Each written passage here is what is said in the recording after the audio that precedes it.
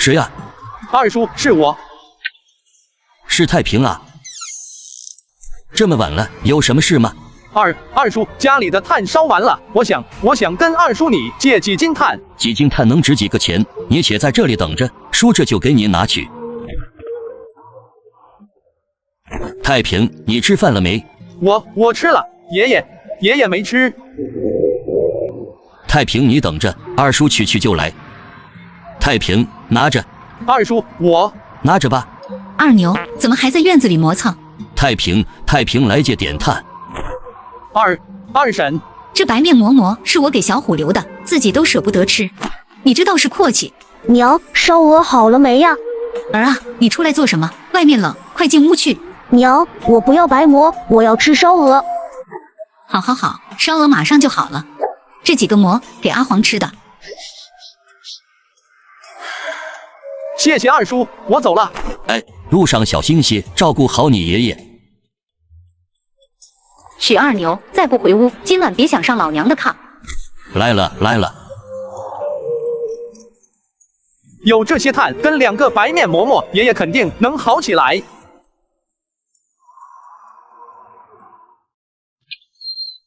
太平，是你吗？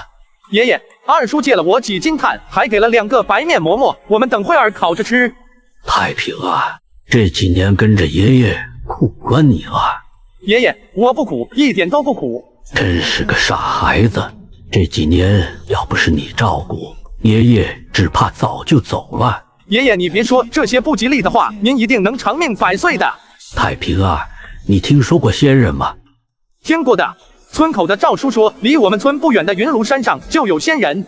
前些年清水镇的那头蛇妖就是山上的仙人斩杀的，飞天遁地，好不威风。那太平想跟那些仙人一样飞天遁地，长生不老吗？想啊，当然想。不过赵叔说了，想要修行，须得天生灵骨，这样名字才会出现在仙籍之上，否则一介凡骨是修不了仙的。太平啊，若是有一段机缘能让你得到仙籍，但须得冒着丧命的风险，你可否愿意？能让我得到仙籍？爷爷，若真有这种机缘，我想试试的。为什么？那可是有丧命危险的哦。要是成了神仙，我就能帮爷爷您治病了呀。太平，拿着。爷爷，打开。这颗红色蜡丸是我10年前偶遇的一位道人所赠，服下之后可化凡骨为灵骨，让人的名字出现在仙籍之上。既然有这等奇效，那爷爷你为何没有服用？那道人说，这灵骨丹须得9岁到11岁之间的孩童服用才有效。你爷爷我得到它时已经60有3了。老人苦笑一声，看得出来他心中是有遗憾的。若是可以的话，谁愿意错过这段仙缘？这灵骨丹服下之后，若不能在半年内修成仙家们口中的化气境，你乃一介凡骨之事便会暴露，轻则被逐出山门，重则被抹去记忆，变成迟日。爷爷，我还是想试试。好，吃吧。这样就可以了吗？用不了几天，就会有山上的仙人下山来接你了。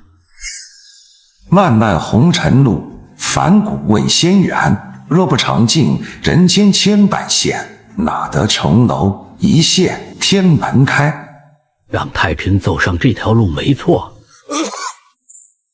爷爷，你喝口水，别说话了。太平，收好那颗豆子，今夜这番话不能告诉任何人。爷爷，你放心，我谁也不说。太平啊，你虽早慧，但世间险恶，你须得万分小心。爷爷此一生都在寻那仙路，可终究被这具凡骨所困。你要争口气，为这天下凡骨争一口气。爷爷，我没有爷爷了。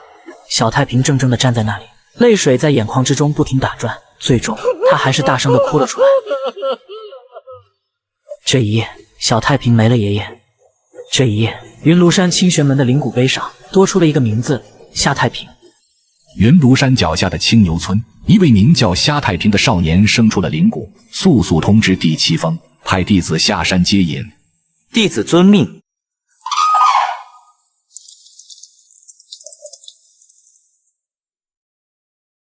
什么？你要把太平卖了？什么叫卖？给白家庄当家丁，那可是一般人求也求不来的机会。话是这么说，可终究是入了奴籍呀。在白家吃得好喝得好用得好，奴籍怎么了？白家庄的人已经在村口等着了，你让他赶紧回来。可是今天是老爷子头七啊，还是让太平过完今晚再走吧。头七怎么了？有银子重要吗？你知道白家愿意出多少银子吗？30两，30两啊！我这就去叫太平。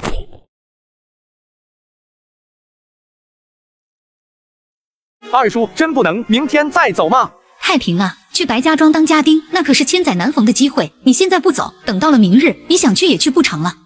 二婶是担心等到明天不能把我卖上好价钱吧？你这孩子怎么跟你婶子说话的？你婶子这都是为你好。咦，那天上有一只比水牛还大的白鹤。那白鹤身上好像还站着2个人。仙人，是仙人，一定是仙人。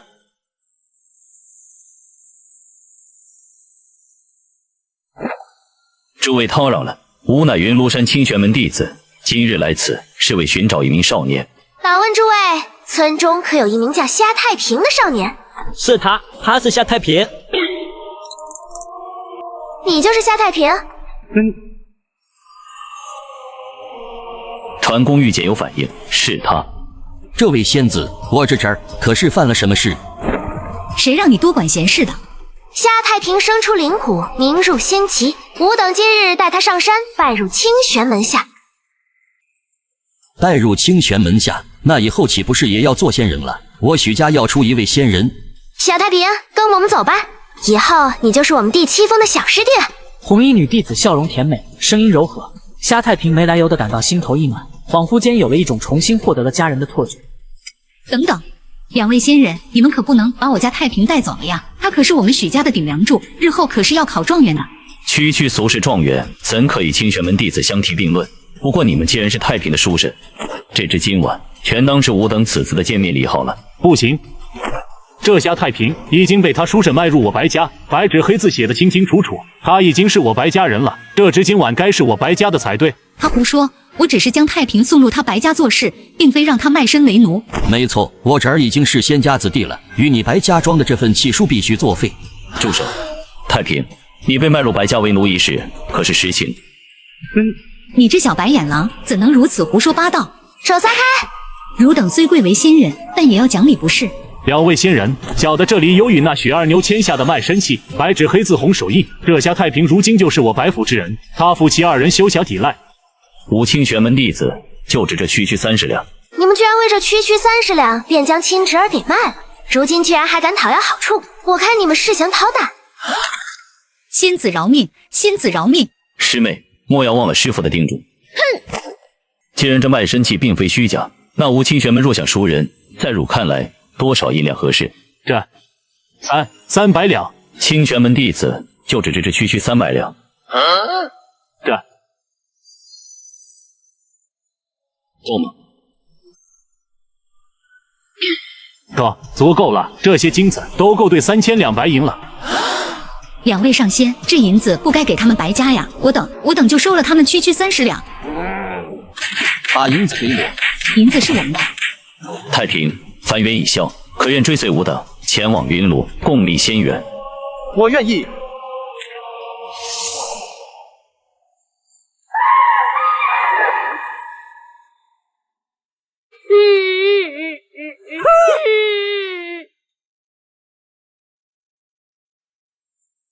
太平，无名独孤清霄，清玄宗第7峰2弟子。我叫赵玲珑，清玄宗第7峰6弟子，以后就是你的小师姐了。太平见过师兄，见过师姐。说笑声中，一众村民只看到那头仙鹤逐渐消失在云海之上，眨眼间便已经没有了踪影。只一日间，虾太平便乘着仙鹤来到了那传说中的云庐仙山。汝等俗世口中的云庐山，不过是一道屏障。真正云庐7峰，常年被结界云雾笼罩，须得有灵琴引路才能出入。那真正的云庐山有多大？云庐山群峰绵延万里，7座主峰高于万丈，面积恐怕不比你们大梁国小。只不过整个云庐山自成一方天地，故而在俗世眼中只是一座小山峰，不比大梁国小。在修行界中，如云庐山这般的洞天秘境还有许多，我们清玄宗只能算是一个3等修行宗门。那3等之上，小师弟，这是护山大阵引动了结界罡风，握紧师姐的手，不然会掉下去的。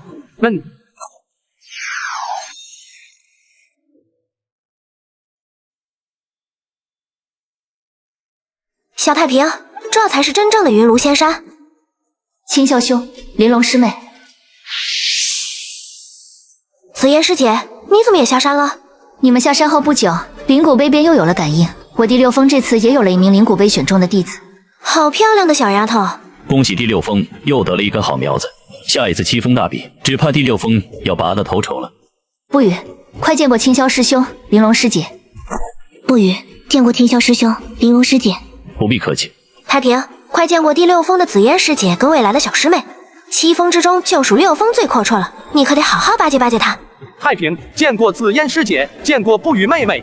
不必客气，等你成了7峰的正式弟子，师姐赠你一枚培元丹。多谢紫嫣师姐。青霄师哥，你们一会儿可是要去龙门殿？没错，在太平上7峰之前，须得先去龙门殿测试灵果。那我与青霄师兄同去。紫嫣师姐，要不然你与我师哥同乘仙鹤，我带着不语御剑飞行吗？你再胡说八道，小心我将你一脚踹下去。哼！青霄师兄为何要测灵骨？一般来说，灵骨被选中的弟子无需考测便可进入7峰修行，但还是要测一下灵骨的种类跟品阶，这样对你日后的修行有好处。小太平恐怕还不知道吧？在修行界，灵骨也有种类与品阶之分的。品类的话，最常见的有金木水火土5行灵骨，除此之外，还有冰雷风等稀有的异骨。至于品阶，一共分为4品：紫灵骨、玄灵骨和白灵骨。其中紫灵骨最为稀有，又被称之为天灵骨，而白灵骨最为无用。为何白灵骨最无用？白灵骨又被称之为伪灵骨，修行的速度极为缓慢，往往数十年都没办法突破开门境，跟没有灵骨之人区别不大。若我被测出白灵骨，是不是就不能成为第7峰的弟子了？话是这么说没错，但太平你既然是灵骨杯选中的弟子，即便不是那稀有的天灵骨，也绝不可能是白灵骨。你玲珑师姐说的没错，师弟你是灵骨杯选中的弟子，不用太过担心。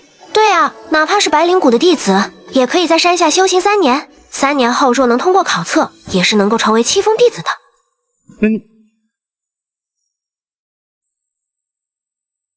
这就是黑龙长老。黑龙长老真身乃是浔阳江中的一条灵蛟，500年才修得人形，之后追随清玄宗老祖，成了护山灵兽长老之一。虽然外表吓人，但其实心地十分善良，你不用害怕。师姐，我不怕。紫嫣师妹，真巧啊！金师兄，你怎么也在这里？我前些日子在天狼国除妖，碰巧发现天狼国这位小皇子生有灵骨，便将他带上了山，顺便来黑龙长老这儿来测一测灵骨。几年不见，没想到玲珑师妹也成大姑娘了。金何之，你那双招子若是不想要了，我现在就帮你摘了。哼，那我倒要瞧瞧。都给老夫闭嘴！你们3个小娃娃依次上前，将手贴到我这颗珠子上。我先来。闭目凝神，等我叫你时，方可睁眼。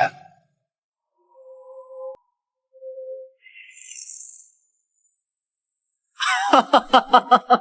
火形金灵骨，居然是火形金灵骨！哼，金师兄，小王早就说过了，小王绝不是一般的灵骨。小家伙，你叫什么？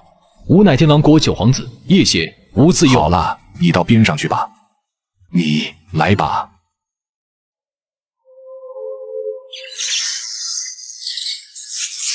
是雷异骨，而且是金灵骨级别的雷异骨。恭喜紫嫣师妹，金灵骨级别的雷异骨，清玄宗数百年没出现过了。紫嫣师姐，6峰捡了这么一个大宝贝，回头可一定要请5等上醉仙居好好吃上一顿。一雷一火，且皆为金灵骨，吾清玄宗中兴有望。小家伙，轮到你了。是。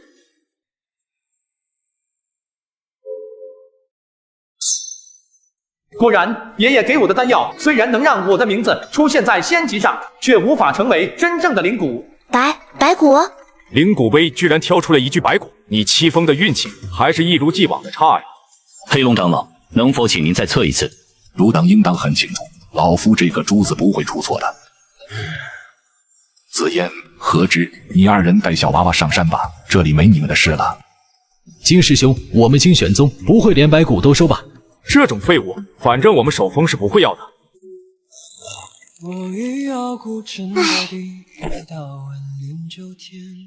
白骨没有资格成为七封弟子，你要么留在山下成为不记名弟子历练3年，挑战3年后的七封选拔，要么即刻下山。太平，让他自己决定。若我能通过七封选拔，是否还能拜在第七封门下？这一点，我可以替师傅向你保证。你若能通过选拔，第七封的大门必然为你敞开。长老，我想留在山下历练3年。拿上这枚玉简，会有人带你去山下安置。黑龙长老，这孩子是我带上山来的，还是由我来带他下山安置吧？你在凤家待的时间不能超过2个时辰。另外，七封上的事情老夫管不着，但七封下的事情逃不过老夫的感应。放心吧，长老，我向你保证，绝不会做多余的事情。师妹，这里的事情我需得去向师傅禀告，太平就交给你了，你一定要替他安排好。毕竟我们以后想要下山来找他就难了。师哥放心，我一定安排妥当。走吧，戴平，我们先去入籍，然后再帮你找一处既能够赚功德，又能够修行的好所在。赚功德？每一名外门弟子在入籍之后，都能获得院舍1间几亩仙田或药园，仙田之中可种仙粮或草药，等成熟时可将之卖出换取功德。我懂了，这功德就是我们俗世的银子。玲珑仙子，这位小兄弟入籍之事已经处理妥当，这块铜镜还有这只传功玉简，请收好。太平，这铜镜你收好，它既是你身份的证明，又是你日后听取门内长老讲经的一件法器。那这只玉简呢？这是传功玉简，其中存有一部炼器仙法，使用时你只需静心凝神，将其贴在眉心即可。没错，关于铜镜的用法以及入门后的戒律事宜，在玉简之中也都有详细的说明。等安顿下来之后，你便可以使用。柳阁主，你手底下还有需要人看管的药园吗？柳阁主，这孩子是我的一房远亲，这件事情你若是能帮忙，算我第七封赵玲珑欠你一个人情。既然玲珑仙子您开口了，这个忙自然是要帮的。阁主，之前不是有修士上报说青竹居那地方有邪祟出没吗？你将那小家伙安排在那儿，要是有个万一，我们不好跟玲珑仙子交代吧？不过是捕风捉影罢了。前些日子4封的几名弟子已经去查看过了，并无异常。再说了，就算真出了问题，区区一个山外子弟，死了便死了。阁主说的是我多虑了。小太平，今后就要依仗你自己了。多谢玲珑姐姐，我一定努力修行，争取早日上到第7封。姐姐相信你。这支骨笛可以用来招引附近的灵禽，钱袋里是西风阁给每位新入门弟子的30枚功德币。这功德币不能滥用，不出意外的话，你后院的药园应该是荒废的，你得用这个钱去买种子跟粮食。我不会乱用的，玲珑姐姐。小太平，有缘再见，珍重。再见，玲珑姐姐。小太平，但愿还能再见。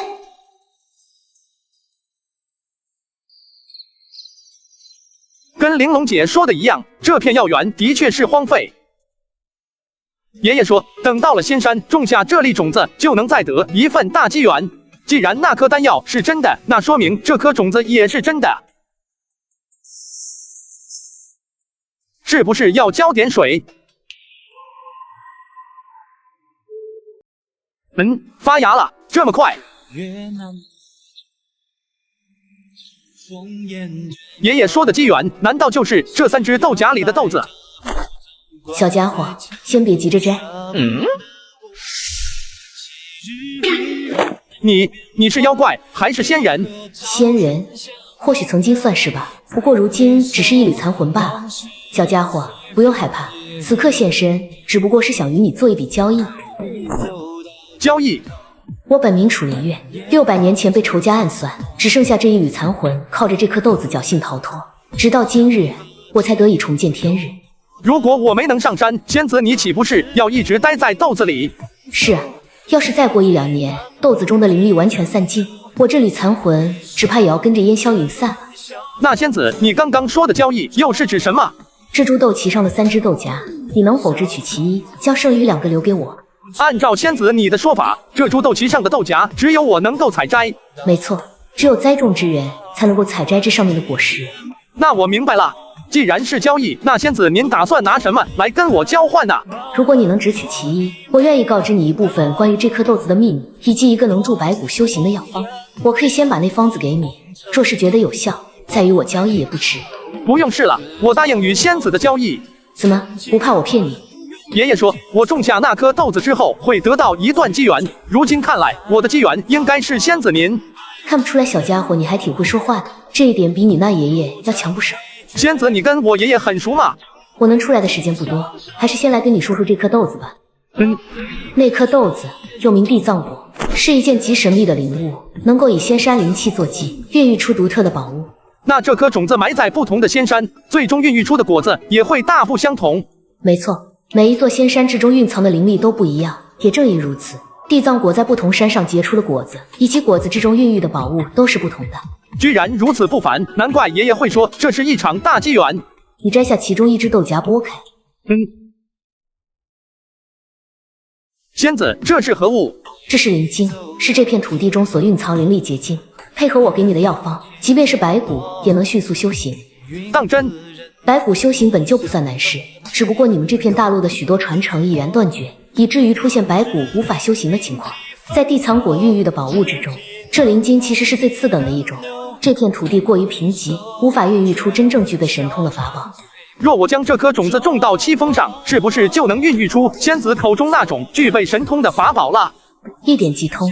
不过想要让地藏果结出更厉害的宝物，还有一件事情要做。哪件事？太平，你先将那豆荚上剩余的2只豆荚摘下。好。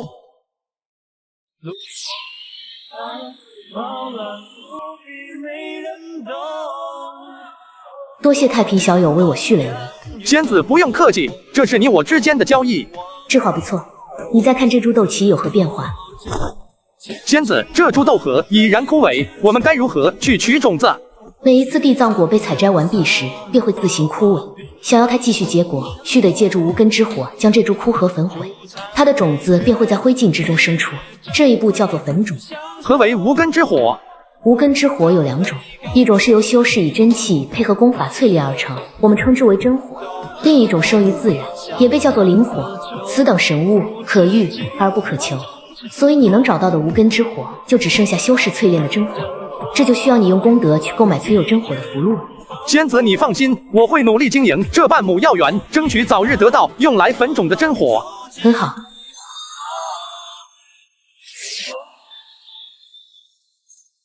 洗髓法骨汤，这世上还真有能够让白骨修行的药方。今日本尊心情上佳，就再赠你一样事物吧。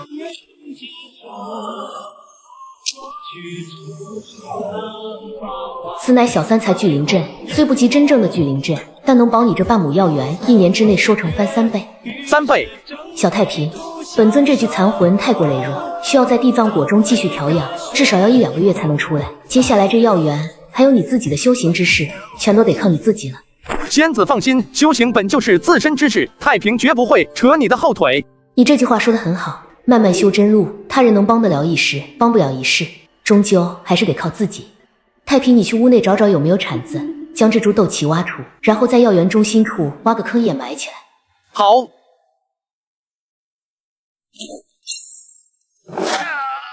上仙饶命！上仙饶命！吾不过一介昌鬼，是受那清风侠虎军胁迫着才前来害人的。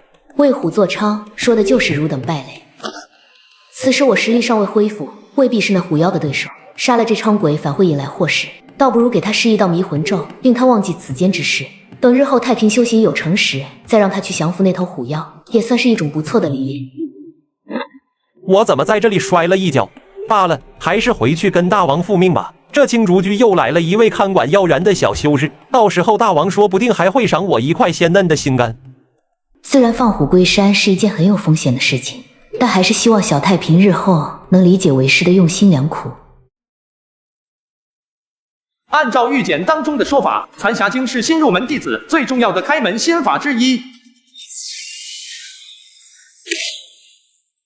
还是不行，整整1上午没能将丝毫天地灵气导引入体，看来只能试试灵月仙子的那份药方了。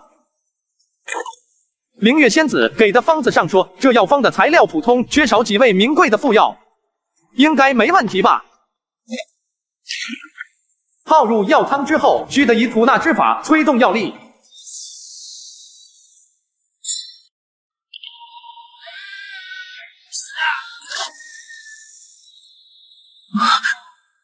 要是这种痛，好像还能。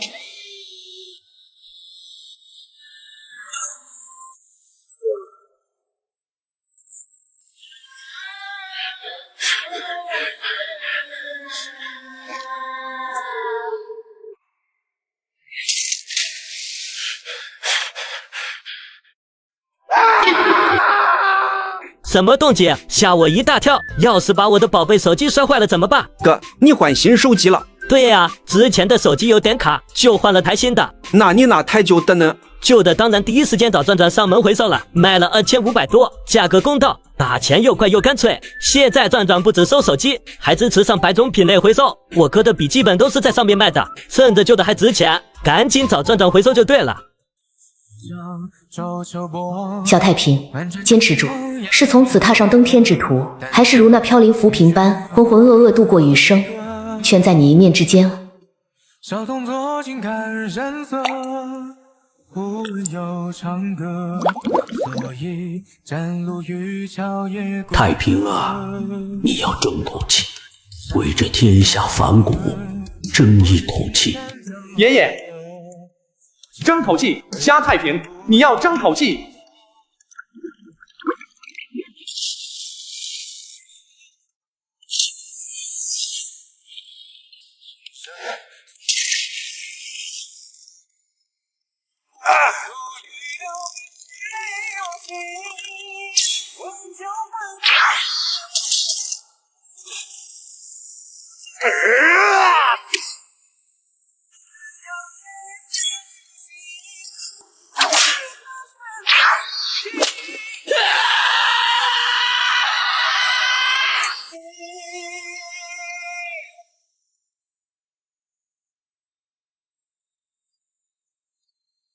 居然真的熬过来了。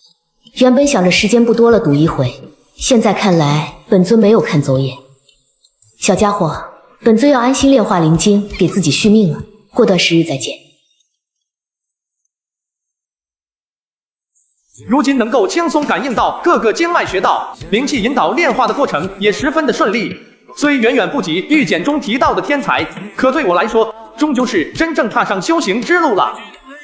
爷爷说过，秦能卜说他们练4个时辰，我就练8个时辰，再加上这黄豆灵晶，总有一日会赶上的。根据残霞宫里的说法，我现在的真气浓厚程度已经到达凝露期，再经过化霜、结冰2个层次，就可以尝试突破开门境。还剩下3个月，若是突破不了，我的反骨之身就要暴露了。目力、耳力比3个月前强了许多。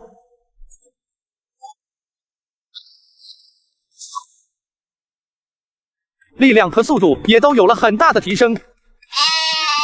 陷阱触发了，看来今晚有口福。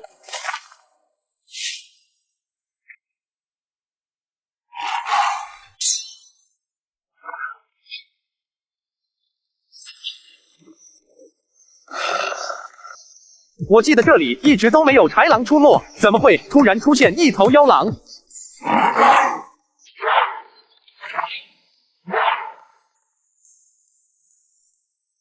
他的速度在我身上，想甩掉他有些困难。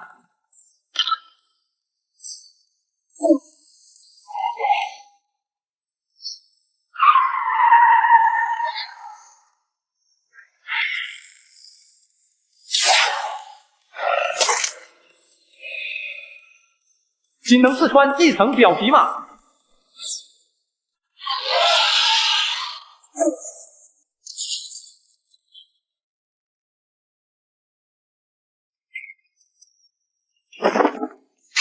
来呀！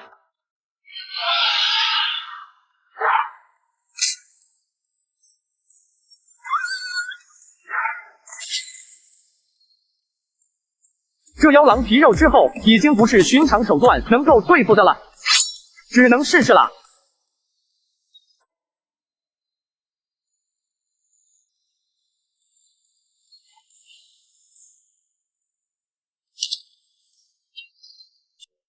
只挥出一刀，就险些令体内真气运行失控。还是先回小院吧，这几天不能出来打猎了。另外也该购买一门武技了。这头蠢狼，这点小事都办不好，看来只能我亲自出马了。那院子有结界，得尽快想个法子才行。再不把这小子的心肝带回去，恐怕我就要成大王的下酒菜了。你此月的药草一共卖了97枚功德币，扣除我的3枚，还剩下94枚，你清点一下。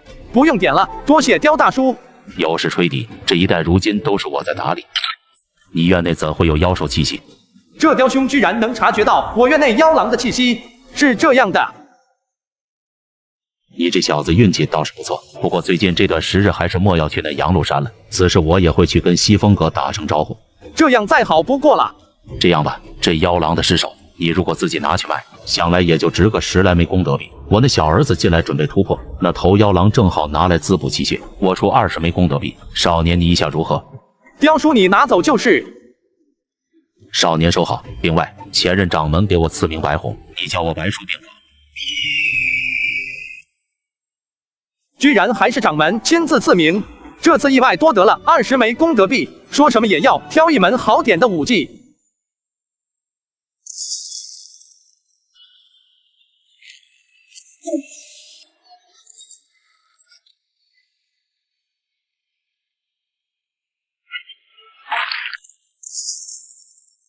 以我现在的真气深厚程度，最多也就能够施展一次牛角封山，跟一次奔牛凿阵。今天就先到这儿吧，等会日头小些了，还得给药园除草。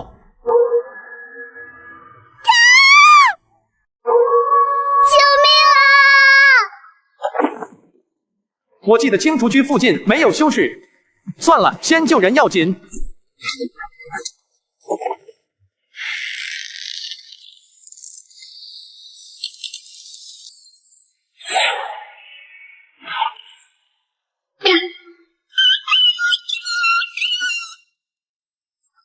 多谢少侠救命之恩，敢问少侠如何称呼？姐姐叫我太平就好。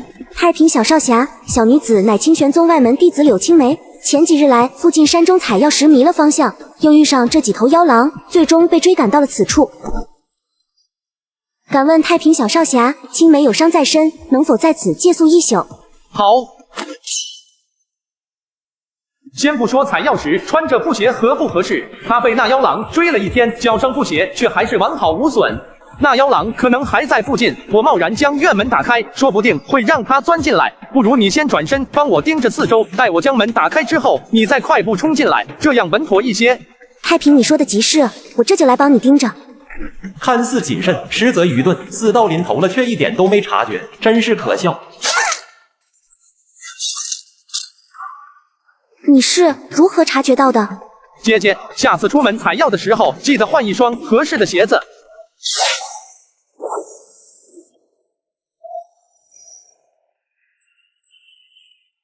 小子，除非你从此在这小院之中不再出来，否则迟早会落到我手中。有这么个怪物躲藏在暗处，以后再想去捕猎就有些麻烦了。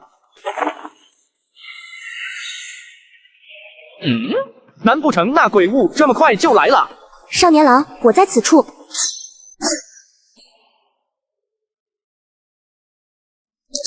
少年郎饶命，小女是受那伥鬼胁迫，迫不得已，这才前来诱骗少年你的。伥鬼？少年郎不用担心，小女此时魂魄已经残缺不全，最多一盏茶的功夫，便要魂飞魄散了。姐姐特意现身，是有求于我。小女有一胞妹，名叫刘子金。她天资卓绝，被第五峰收为弟子。原本我二人约定，等来年通过选拔之后，便与她一同在第五峰修行。可去年的这时候，一位第五峰的弟子忽然来到我的住处，说是我小妹的三师兄。下山时顺路替子金送一封信来，小女自然不敢怠慢，好酒好菜的招待他。可那厮酒过3巡，居然发起狂来，如那畜生一般污了我的清白。事后更是威胁小女不得将此事告知宗门。小女本欲一死了之，但他却以无妹威胁小女，若不从他，便要嫁祸紫金，让他被逐出五峰。不得已之下，小女只能委身于他。可就在几个月前，小女在那4大罪之时，无意中听到他居然想以小女来要挟无妹，我自然拼死也不能让他得逞。于是小女趁其大醉之际，拿出屋内早就藏好的兵刃。可我终究是低估了山上弟子的修为，才刚刚露出杀意，就被他反过来擒住。在折辱小女一番之后，将小女杀害，扔到了居所附近的深山之中。后来被那伥鬼所俘，沦为了鬼奴。在这仙山之上，居然还有此等恶人恶行，怎么证明你说的都是真话？为了揭发这无耻之徒，小女花费2年功德购来寻沉香。这寻沉香一母三子，点燃母香，便能将这炷香燃尽之前发生的一切留影其中。观看时，只需点燃紫香，前尘往事便能全部显现。所以姐姐是想让我将剩下的几柱紫香交给你妹妹？正是。那五峰五弟子陆晨，据说是五峰一位长老的侄儿，清玄门断然不会因为我这区外面弟子责罚于他，所以小女不求沉冤昭雪，只求阿妹紫金不再受他诓骗。若姐姐你所言非虚，这寻沉香我一定替你交到紫金姐姐手上。多谢少年郎。少年郎，在被俘获的这段时日里，我偶然得知这伥鬼生前是醉酒而死，酒水对其魂魄好似毒物一般。或许少年你可以想办法将其逼出附身之躯，再借酒水来对付他。多谢姐姐提醒。那伥鬼身后还有一头虎鲸，其手段厉害非常，可以的话切莫与他为敌。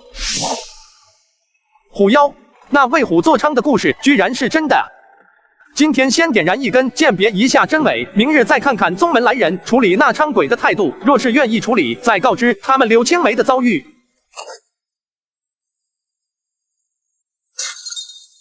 畜生！你这事很麻烦，我得先上报咱们烈风堂堂主，再由堂主上报西风阁，最后由西风阁国主禀告黑龙长老来处理。大概要多久？快则3个月，慢则1年半载吧。能不能快些？那伥鬼已经盯上我了。你以为我们烈风堂是为你一个人开的？想何时处理就何时处理。老祖有话好好说，对小兄弟这般凶作神。其实你想要快些赶走那头伥鬼，也不是没有办法，就看你给得出多少功德钱了。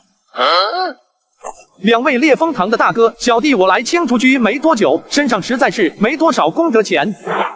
没功德币没关系啊，你只要与我们定下一份契数，答应将今年收成的7成全部交给我兄弟2人，我们自然可以保你无忧。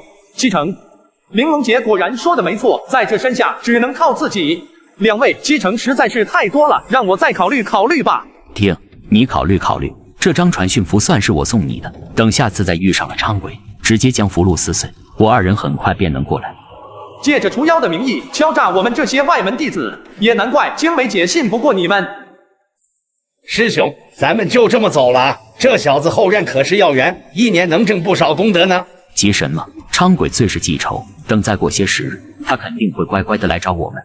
师兄高明。想请那帮废物来抓我，你看他们敢吗？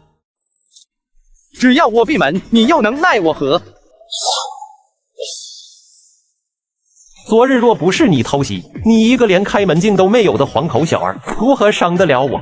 偷袭的机会只有一次，接下来这只伥鬼肯定会万分小心，想要再将他逼出躯壳必然非常困难。小家伙，别以为你躲在院子里我就没办法，最多10日，我便能挖断那条通往你后院的暗渠，只要将其堵上，你这药园便无水可浇。若是我提前储水，至少能多撑4、5日，也就是说，我只剩下15天的时间来准备。小家伙，看你还算机灵，即刻束手就擒，成为本军鬼仆，不然的话，我会让你跟那柳青梅一样生不如死。我乃清玄宗正道修士，岂能跟你一般为虎作伥？正道修士，这世间道法哪有什么正邪之分？你若追随于我，我便叫你鬼修之道，假以时日，照样能够修成正果。道或许不分正邪，但人却有善恶之别。汝生而为人，非但不行善举，反而为虎作伥，残害同类，是为大恶。当诛！我也不怕叫你知晓，这园内沟渠乃是你这居所结界的灵力来源，水脉一断，小院4周结界不攻自破。你且等着，半月内本军必取你小命。每次攻击那伥鬼，每次都选择出手挡下，说明他不想让自己附身的躯壳受伤，或许会连累他的阴魂本身。另外，刚才每一剑的力道都不一样，而他挡住后2剑时，明显要迟钝一些。如此看来，若是我的修为能再进一步，是有可能伤到他的。半个月内，即便能够将残霞宫提升到结冰期，想要将那伥鬼击杀，也只能给他来一个出其不意，机会只有一次，我得做好万全的准备。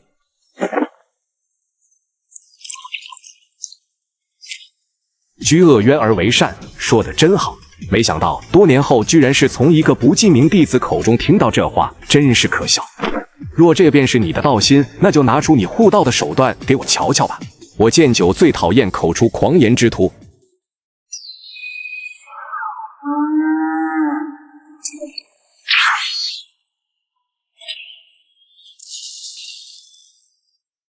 真气耗的差不多了，该回去了。嘿，小家伙，现在反悔还来得及。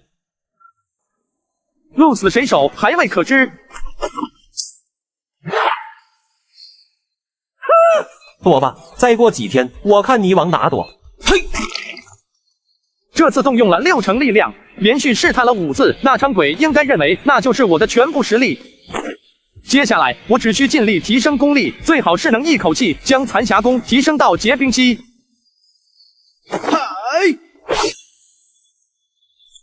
结界的威力果然在减弱。小家伙，本君今晚便守在此处，结界完全散去之时，便是你的死期。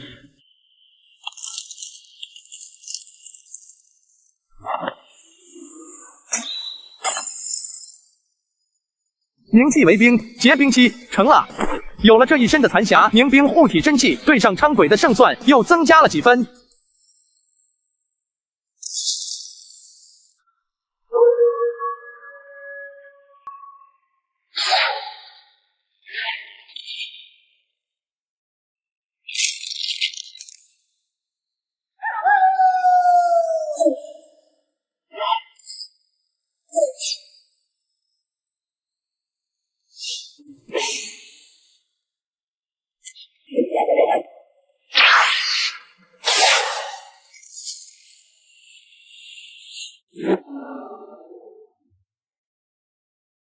这是何物？竟如此耀眼夺目，亮瞎了我的眼。此乃我左下角珍藏的大流量卡，每月整整80G 高速流量，都是全天不限流不限速的，还能自选归属地和心仪的顺子号、豹子号和生日号等专属号码，牌面直接给你拉满，点左下角就能直接领取。你找死！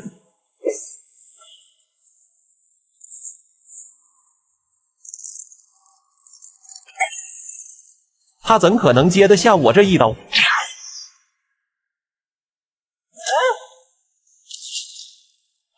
这小子隐藏实力，该死的！早知道刚刚就该出全力。金牛封山，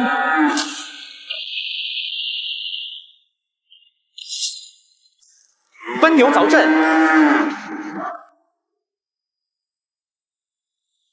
小子，你全是在蒙也终有真气耗尽之时，现在收拳，我还会考虑给你一个痛苦。要撑不住了吧？只要你稍有刹那懈怠，本君便能一剑将你格杀。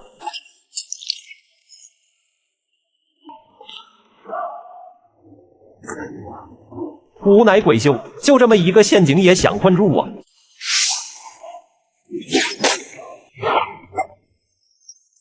想砸死我，天真。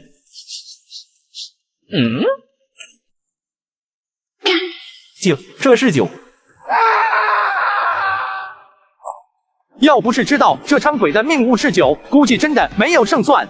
救我！只要让我上你的身，我可以将我这些年收集到的宝物都给你。问你个问题，被你称为大王的那头虎妖实力如何？可有何弱点？拉我出去，我便告诉你。说不说？大王之事，我要是说了，就真的只有死路一条了。你若不说，我马上让你魂飞魄散。大王乃万兽之王，灵虎之躯，与吾等伥鬼不同，并无弱点。不过在半个月前，他被几名七封弟子偷袭重伤，要想痊愈，至少还要3个月。也正因为如此，才派遣吾等伥鬼四处为他寻找血石。恕我直言，即便是重伤之躯，我家大王想要杀你，还是易如反掌。左下角的流量卡我当天就收到了，还是全国包邮到家。是呀，反正去左下角领卡又不花钱，首月还给你补贴话费，相当于让你白白试用1个月，充50再送120，领了当张副卡用也不错。不错不错，伤愈还得3个月时间，与我必须突破开门境的期限相当。所以我奉劝你还是将我放了，毕竟我若魂飞魄散，大王定然能够知晓。无耻之徒，你等着，大王会来为我报仇的。爷爷说过，以恶制恶，以善报善，与虎谋皮，沆瀣一气之事绝不可做。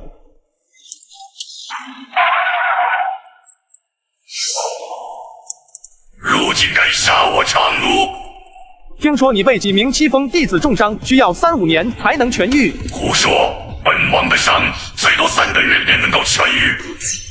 你敢操本王的话？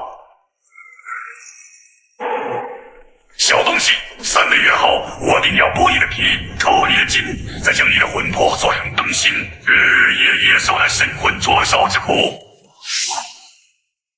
这还是重伤之后的实力，若是没有受伤，这虎王该有多厉害？小东西，3个月后我定要剥你的皮，抽你的筋，再将你的魂魄做成灯芯，日日夜夜受那神魂灼烧之苦。这还是重伤之后的实力，若是没有受伤，这虎王该有多厉害？老夫倒是没看走眼，西风阁这群怠惰贪婪之徒真是无法无天了，这种小事居然还要我这个师叔组来处理。今天运气不错，修复了全眼不说，还猎到了1头黄羊。太平，你可算回来了。白叔，这位是我在路上遇上的一位朋友，大家都叫他老九。哈哈，太平小友，我与白红行路多日，腹中饥饿难耐，可否起火烧灶，为我们做一顿饭食？白叔是我的朋友，当然没问题。不过我是个外门弟子，生活拮据，老人家与我并不相熟，得付钱。太平你，哈哈，太平小友说的没错，吃饭就是要付钱的。老人家，火不能太大，小点。我先查一下这个烤羊排该怎么做。哎，换新平板了，挺贵吧？不贵，这是我在转转买的21款的二手 iPad Pro， 才3800，比新机便宜了1300多，省下来的钱都能再买2双球鞋了。转转还卖平板？对呀，不止有手机，最近好多人都在转转上买平板，他们家的二手商品都是专人验过的，又便宜又放心，春节还正常发货，强烈推荐转转。太平小兄弟，你看我都给你生活了，这饭钱是不是能少算些？你这老头怎还讨价还价？你若不帮我生火，这顿饭就得加钱。哈哈，有道理，有道理。真香啊！我这7枚功德钱花的真值当。早知道太平你有这手艺，我就该多来蹭几顿饭了。白红，你到底让我来做什么？我可没闲工夫与你叙旧。没有别的意思，我跟九兄许久没聚过，想跟你一起吃个饭。什么九兄？您怎么那么多废话？坐下吃饭。咦，你不是西风阁的柳阁主吗？我跟2位师兄说话，哪有你说话的份？柳松山，你这修为不怎么样，架子倒是挺大。九叔，你手底下的烈风堂，如今谁是堂主？要不咱们还是搬到院子里去吃吧，不用这么挤。小兄弟，不用那么麻烦，我坐这儿挺好的。哎，小家伙这就多管闲事了不是？千金难买我喜欢，他喜欢，咱们自然不能夺人所好啊。对了，有志，你们烈风堂负责青竹居这一带的是哪2位兄弟？九叔，那2位弟子名叫左居、周谷，都是开门境大成的修为。我4人能聚在这里，多亏了太平小友。你们烈风堂日后在附近巡视的时候，可得多多关照一下。原来小师叔找我们来，就是让我们关照一下这青竹居啊。九叔你放心，以后青竹居我们一定严加巡视。果然，白叔就是故意将这九叔引到青竹居来，好借此机会关照我1、2。臭小子，明明帮忙的是我，怎么反倒谢起别人来了？不行，我得让他看得再清楚些。趁着今天你2人都在，将那2人也都叫来一起吃顿饭吧。九叔，我身上已经没有传讯符了。小家伙，你应该有吧？他可以用2倍的钱来购买。我有。这不是我们烈风堂的传音符吗？糟了，烈风堂这些蠢货，不会敲诈到这青竹居了吧？忍忍，开门！做大哥，这小子不会是在耍我们吧？他敢！这一带可是你我兄弟二人的地界，就算是徐堂主、六堂主见了我二人，也得礼让3分。算你小子还算识相。六阁主、徐堂主，您二位怎会在这里？你们几个还在门口磨蹭什么？来了九叔，这就过来，滚进来。是。小事，叫九叔。见过九叔。别站着了，快坐下来吃饭吧。你们太平小友不用管他们，他们就喜欢这么吃。能把柳阁主吓成这样，这位九叔的身份应该很不简单。算了，这些大人物的恩怨，我一个外门弟子就不要掺和了。太平小友，多谢今日款待，这顿饭我跟我这几位朋友吃的都很满意。你们真的满意吗？满意，我们很满意。太平小友的厨艺当真了得。没错，热烤扬州，色香味俱全，实属难得的美味。满意就好。看什么看，还不快滚！太平，我们走了，你在此安心修行。几个月后若有空闲了，我会再来看你。多谢白叔特意将九叔带来我小院。太平，你大概。白红，别再磨蹭了，我们该走了。九叔为何不告诉太平实情？他应当感激的是你才对。我见酒需要一个小家伙来感激，不过这小子知老夫身份不俗，却依旧能够做到不卑不亢，这份心性哪怕是在七峰内门弟子之中也不常见。难不成九叔您这是动了收徒的念头？北境贪狼国天池之中生出了一只魔莲，老夫想在魔莲出世之前将其斩去，此一去至少2年。若这2年里那小家伙能够顺利突破开门境，即便他只是白骨，我吕建九也愿收他为亲传弟子，将我这一身剑术传授于他。白红无惧，愿追随九叔，断那贪狼魔根。你们这2个蠢货，这次是小师叔大度，没有跟你二人计较。要是放在以前，你二人恐怕早就魂飞魄散了。我二人再也不敢了。是啊，我们哪里知道那小子有师叔祖做靠山。了阁主，你说师叔祖是真的不会再追究了吗？老夫先前留意了一下，那夏太平似乎与师叔祖并不相识，倒是与白红那厮亲近。我猜想应当是那白红在借师叔祖之威来恐吓吾等。那白红这厮我们就这般放过他了。我听说白红近日会与师叔祖去一趟北境的贪狼国，没有3年2载是回不来的，甚至有可能会死在那里。白红走后，应当是他妻子叶却代为统帅一众西山陵寝，或许我们可以想点法子把他拉下来，到时候整个西山都将归我西风阁管理。就算白红活着回来，木已成舟，他也无可奈何。老大哥此言大善。这就是仙子你沉睡的这些日子以来发生的所有事了。还有这几样东西，也是上次斩杀那伥鬼后，他身上掉落下来的。原打算用伥鬼考验一番小家伙的应变之力，却没想到他居然以一己之力斩杀了那头伥鬼。灵月仙子看了眼桌上那小木箱，再看向夏太平，眸光之中满是惊艳之色。灵月姐姐，是我有什么地方做的不好吗？不，你做的非常好。是吗？我也是运气比较好。不过那伥鬼身后还有一头虎妖，目前还在养伤。灵月姐姐有没有什么法子对付他？小太平无需担心，本尊已将这道残魂稳固，对付一头虎妖足矣。你将这木箱打开，我来看看那伥鬼究竟是把什么藏在了身上。这300枚功德币应当是从被害修士身上抢夺的。这把短剑他与我交手时没有用过，还有这只小铜炉也不知道是干什么的。这短剑应当是一件法器。之所以没用，是因为低阶鬼修会对法器之中蕴藏的法力反噬。你可以尝试着向这短剑注入一道真气灵力。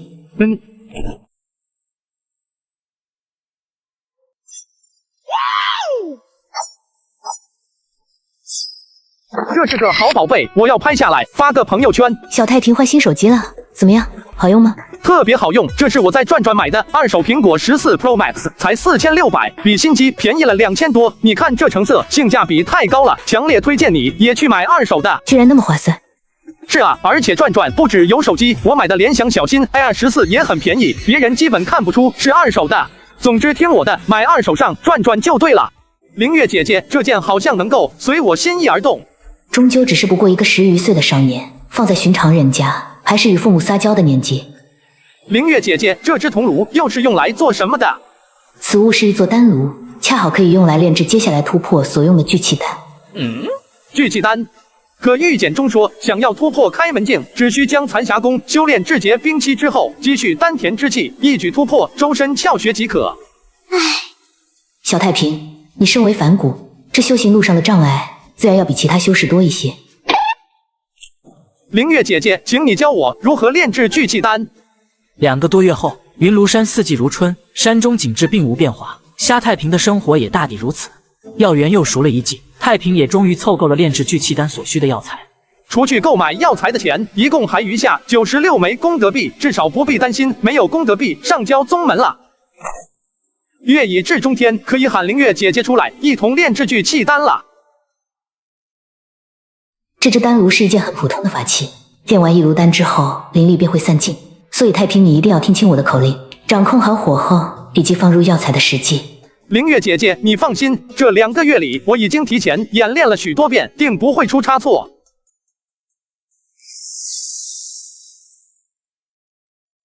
小家伙居然将这般复杂的投药时机和火温掌控演练得如此熟练，完全不输学习炼丹术多年的修士。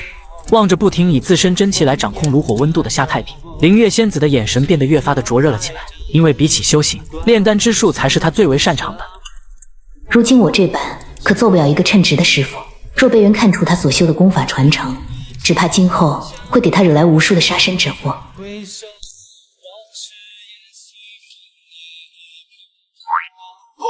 灵月姐姐，成丹2颗。看来小家伙真的很有炼丹的天赋，门内秘法暂时不能传授于他，但一些丹方还是没问题的。我若想恢复修为，也需得丹师协助。灵月姐姐，你怎么了？我在想，这剩下1枚聚气丹，你正好可以留着用来对付那虎妖。聚气丹还能用来对付虎妖？聚气丹能在短时间内提供庞大的灵力，施展一些超出你目前境界之外的术法，比如这是冰息诀，能够配合你的残霞功使用。使用聚气丹，开门进小城，也可以在一息之间冰封10余丈区域内的所有事物，包括那虎妖。在没有提前防范之下，便是高出你1个境界的对手，也依然会中招。灵月姐姐，等我突破了开门境，请你一定要传我冰息诀。你肯学，我当然愿意传你。你我现在可是合作伙伴。灵月姐姐，我已经准备妥当。放轻松，你手上有2枚聚气丹，不可能突破不了开门境。虾太平没再犹豫，将那颗聚气丹塞入口中，随即只感觉有一股淡雅幽香正在自己的体内扩散。随着残霞功的运转，一股股汹涌的灵力如那奔流的河水一般涌向了他全身的经脉，猛烈地冲击着各处窍穴。原本需要他耗费巨大气力的窍穴，几息之间便被冲开。将周身窍穴全部推开，以窍穴导引天地灵气入体，汇聚于丹田，化丹田为气海。太平一边全力运转残霞功，一边默念突破开门境要领。若不能将丹田化为气海，那么终其一生只能是一名拳脚厮杀的武夫。一念及此，太平毫不犹豫开始对小丹田进行第一次冲击。小太平已经尝试了6次，依旧没能够突破。在这个修真界，凡骨真的能修行吗？此刻的灵月甚至有些后悔自己当初给了太平希望。然而就在此时，虾太平周身缠绕着的残霞中气忽然剧烈旋转了起来，疯狂地牵引着天地灵气灌注入太平的身体。以神念勾连天地灵气，这应当是领悟残霞功第2重之后才能拥有的能力吧？无人传授，却能无师自通，靠的是本能，那岂不是传说中的通明道行？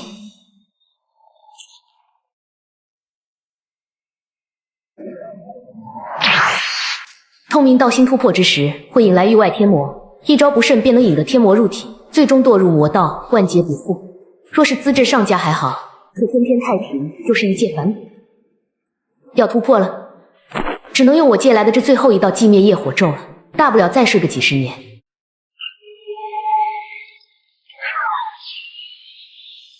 我处离月要保的人，便是魔尊来了，也休想动他分毫。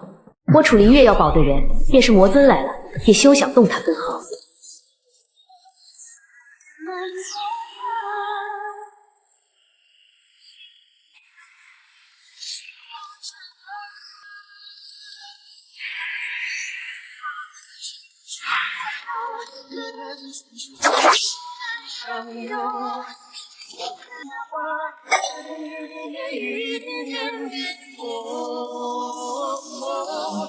一切寿并相续，灭故，名为无影，名为寂灭。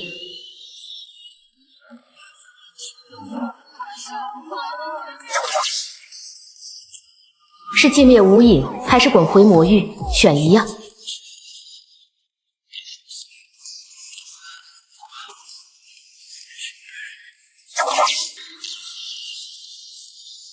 何方妖孽，胆敢犯我清玄！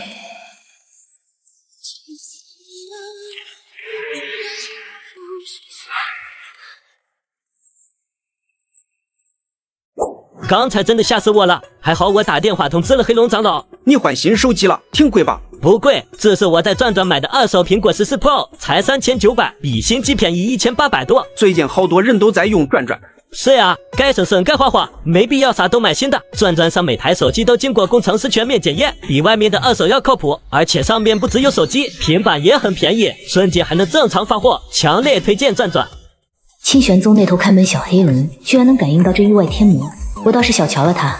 不过今日多亏了他，不然至少要30年后才能再见到小家伙了。原本还想着跟小家伙一起对付那虎妖，现在看来是有心无力，再不回到帝国中沉睡，只怕这缕残魂要出问题。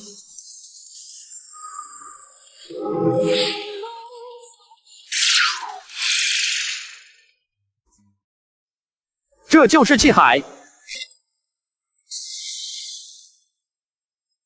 难怪玉简上说，只有到了开门境才能修习道法。小小的丹田根本装不下施展道法所需的真气，得快些告诉灵月姐姐这个好消息。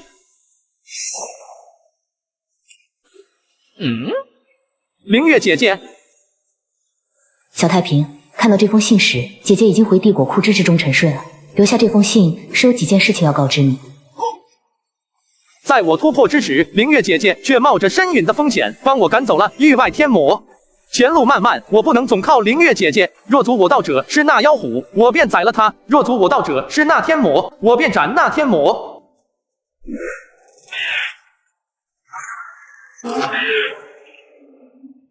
再有1个月，本王的伤便能痊愈。妖风的魔君，待我相遇之后，本王定要让你尝一尝受封恢复秘宝噬云珠的味道。还有你新出世的小兔崽子，本王要将你变化为长鬼，让你生生世世不受本王折磨。一晃眼，距离灵月姐姐沉睡已经过去1个月了。青竹居的道友可在院内？我们是清玄宗第5峰弟子，今日有事询问。第5峰的弟子，一个外门散修，哪用得着跟他那般客气？哟，这不在院子里吗？为何半天不吱声？莫不是在做什么见不得人的勾当？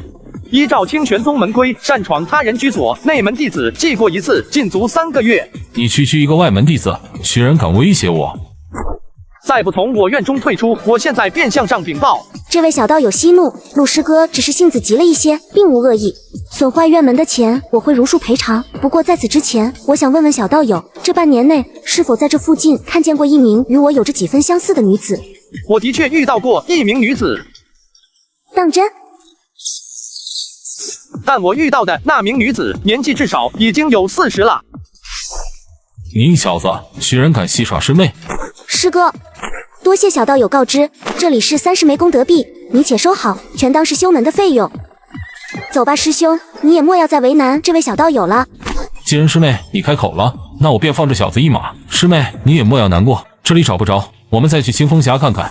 也只能如此了。等等，小道友有何事？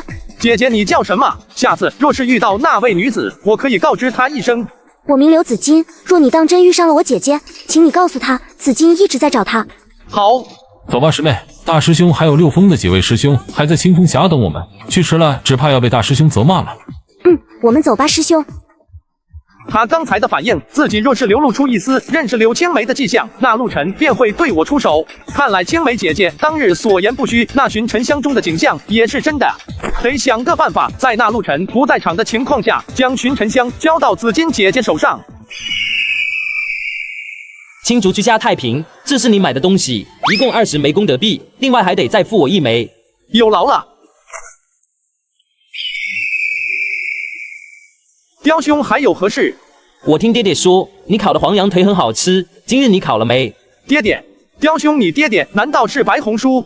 没错，我的名字叫白羽。前些日子总听爹爹提起你，不知道的还以为你才是他儿子呢。白羽兄，这段时日我没能猎到黄羊，等过几天定请你来赴宴。何必改日？一头黄羊而已，我这便去帮你猎来。也好。白羽兄，等等。怎么，你反悔了不成？白羽兄，你有所不知，想做出好吃的烤黄羊腿，挑选黄羊肉最为重要，所以我想请白羽兄带我同去，让我亲自来挑选。你这么说倒是颇有几分道理。狐妖洞穴就在这片枫林的深处，我与紫嫣师姐前去隐藏身形。陆晨得我传音之后，便去将那狐妖引诱到埋伏的位置。师兄，那我呢？自今你与不语师妹待在此地，待我三人将狐妖引出时，你二人可酌情上前援助。紫金妹妹，还请你照顾一下不语，她刚入门半年，这是她第一次正式接触妖物。不语见过紫金师姐，紫嫣师姐你放心，我一定照顾好不语姑娘。虾太平不就是猎只黄羊吗？为什么要来这么远的地方？当然是这里的黄羊最好吃了。可这下面就几名清玄宗的弟子，哪有什么黄羊？白羽兄，你能看清下方山林中的情形？当然，我们白头雕一族的目力在灵兽之中也算是佼佼者。别说那么大的几个人，便是几只蚂蚁亦能看得清清楚楚。那白羽兄，你快帮我看看下方是否有一名身着翠绿衣裙的少女？却有一名穿绿衣的女子，此刻正与一名白衣小姑娘站在一处，其他的人则散入了前方的红枫林之中，应当是在准备猎杀某头妖兽。不出意外，他们要狩猎的妖兽，应当就是那头虎妖。我明白了，你小子与我一同出来寻找黄羊是假，见那绿衣姑娘才是真吧？你怕不是中意那绿衣女子吧？你们如今到哪一步了？有没有牵手？有没有亲嘴？还是说你们已经……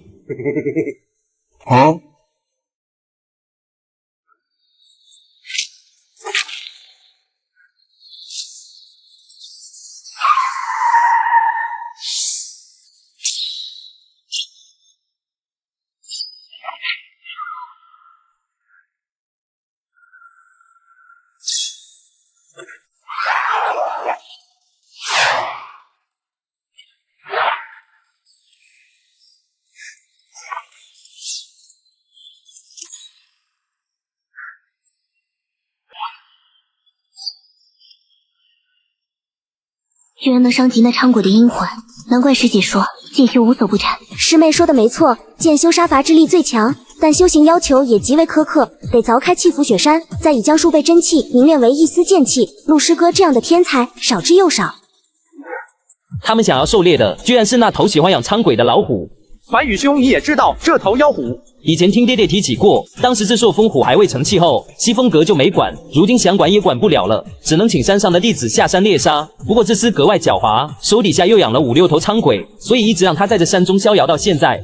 你莫不是要我出手帮你那小情人吧？谁说他是我小情人了？你再胡说，我可要打电话向白红书告状了。咦，太平你换新手机了？对啊，之前手机拍视频有点模糊，就换了台新的。那你那台旧的呢？旧的当然第一时间找转转上门回收了，卖了3500多。他们家价格公道，打钱又快又干脆。现在转转不止收手机，就连运动相机这种摄影器材，还有 LV 包和腕表之类的奢侈品都能回收。趁着旧的还值钱，赶紧找转转回收就对了。我可告诉你，灵庐山的灵禽都是跟清玄宗订立过魂械的，除非受到生命威胁，以及得到宗门的许可，否则不能插手山中争斗，哪怕是帮清玄宗弟子也不行。白羽兄，我只是有些担心紫金姐姐，想请你帮忙看看下方的战况。这倒是可以，不过我也不能就这么白白的帮你。我可以再付你10枚功德币。我不要功德币。但你日后与那绿衣姑娘亲嘴过后，必须与我说一声，说一爽那究竟是个什么滋味，甜不甜，香不香？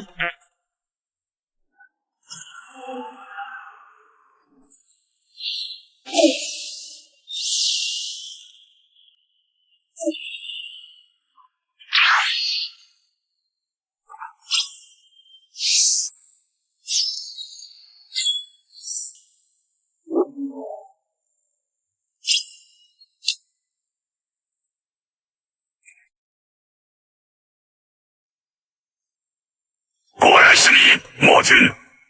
有你，吃你爷一剑。二师兄居然已经掌握了分天剑诀的咒语式。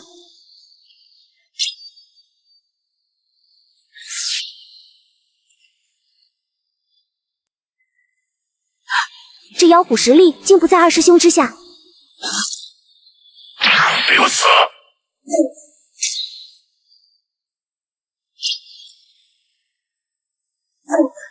墨君斩首。无风。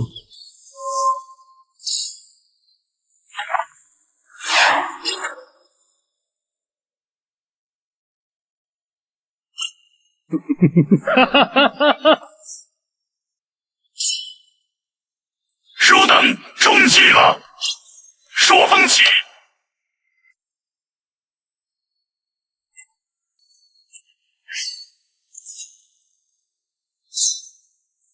不语，你跟紫金师妹一起回宗门找人来援。这妖蛛伤不了我，但能困住我们。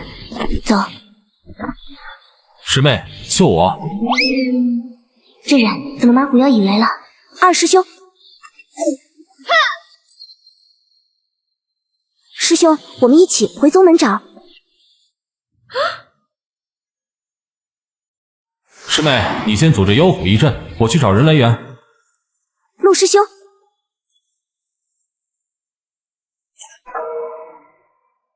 区区一道金钟符也想阻我？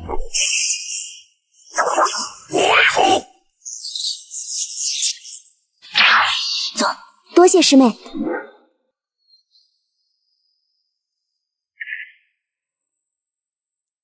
本君看你俩人往哪里逃？妖孽，你敢伤清玄宗弟子，就不怕被我清玄门围剿？事到如今，你们觉得本君还有退路吗？与其等着被围剿，还不如先吃了你们俩的增加实力。只差一步，本妖君就要突破妖王境，成为那货真价实的王级妖兽。能拿出五雷符的弟子，必然受宗门器重，跟骨髓家。若是吃了你，本君不但能成王，说不定还能觉醒一重血脉之力。不语师妹，我来拖住他，你想办法逃离。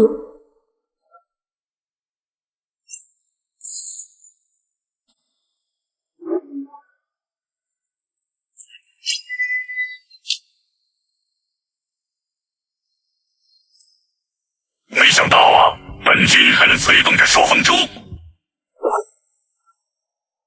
没用的，本君这朔风珠所化的风障，便是往幽境修士全力一击，也难以击破。没有人救得了你们。对不起，不语师妹，都是我连累了你。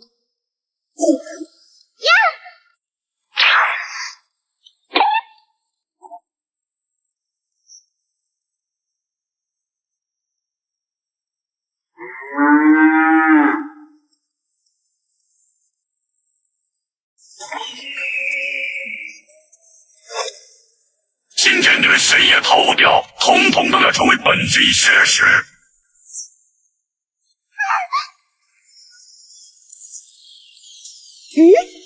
什么人？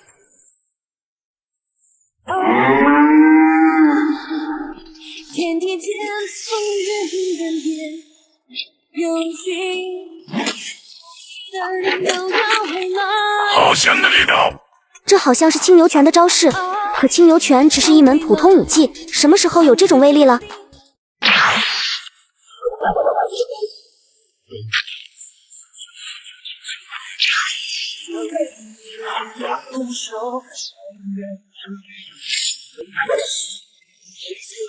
祝春秋，我何去风飞沙？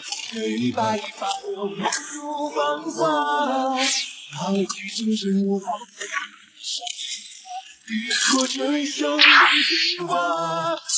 少年小心！多谢姑娘。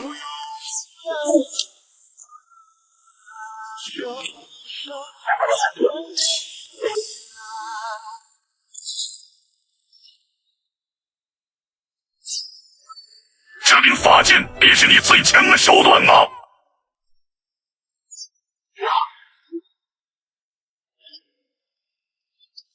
奉上门的血食，本君今日逼破妖王境。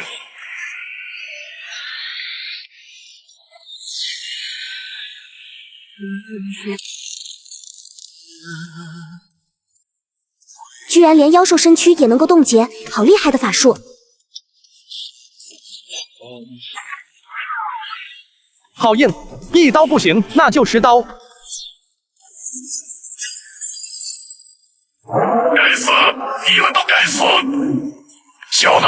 我知道你是谁了。等着，本君一定会找你报仇。少侠能否告知姓名？我是谁不重要，这东西你……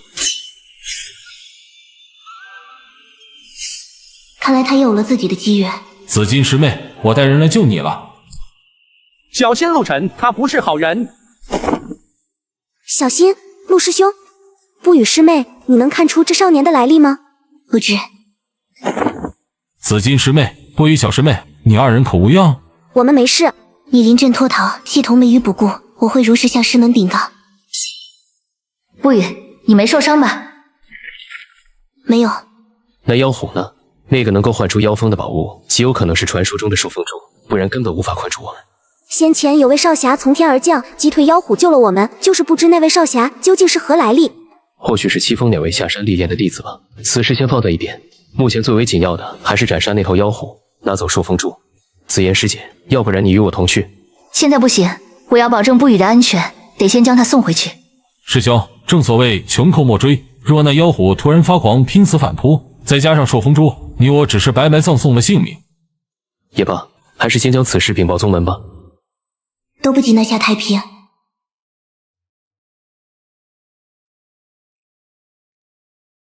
小子，你追了本君7天，当真要不死不休？从杀那只伥鬼开始，就已经不死不休了，你我心知肚明。天资悠远的修士我见过，心性见你如磐石者，本君已经不知道多少年没遇上了，真死在你手上也不算别致。如果死的是你，本君也不会为难你，只会将你折然后炼制成伥鬼，永世做我奴仆。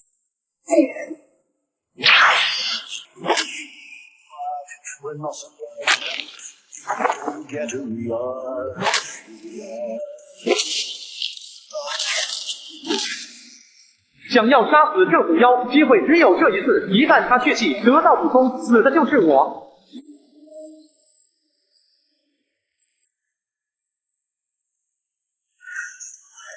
108拳，这就是你的极限。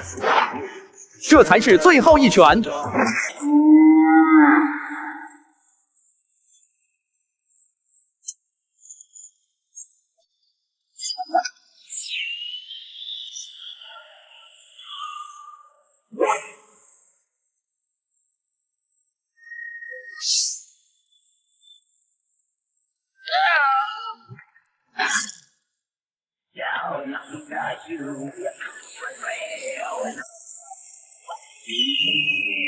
你居然真的杀死了这头妖虎！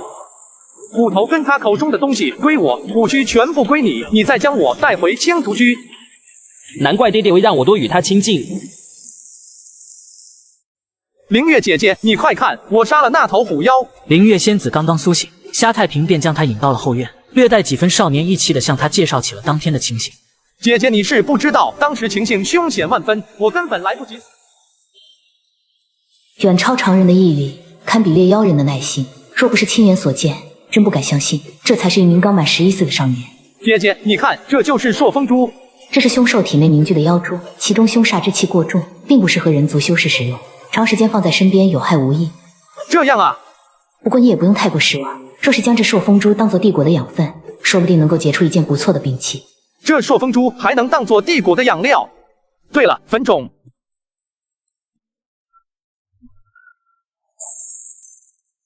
这虎妖身上的功德币至少有3000枚，足够买一道真火符了。在兑换真火符之前，我们先清点一下这虎妖所藏的宝物，或许能够找到一些对你修行有用的东西。黄金600两，白银1300两，功德币2300枚，传功玉简3块，法器6件，符箓8张，妖兽火犀牛皮所制的皮甲1件，妖珠2枚。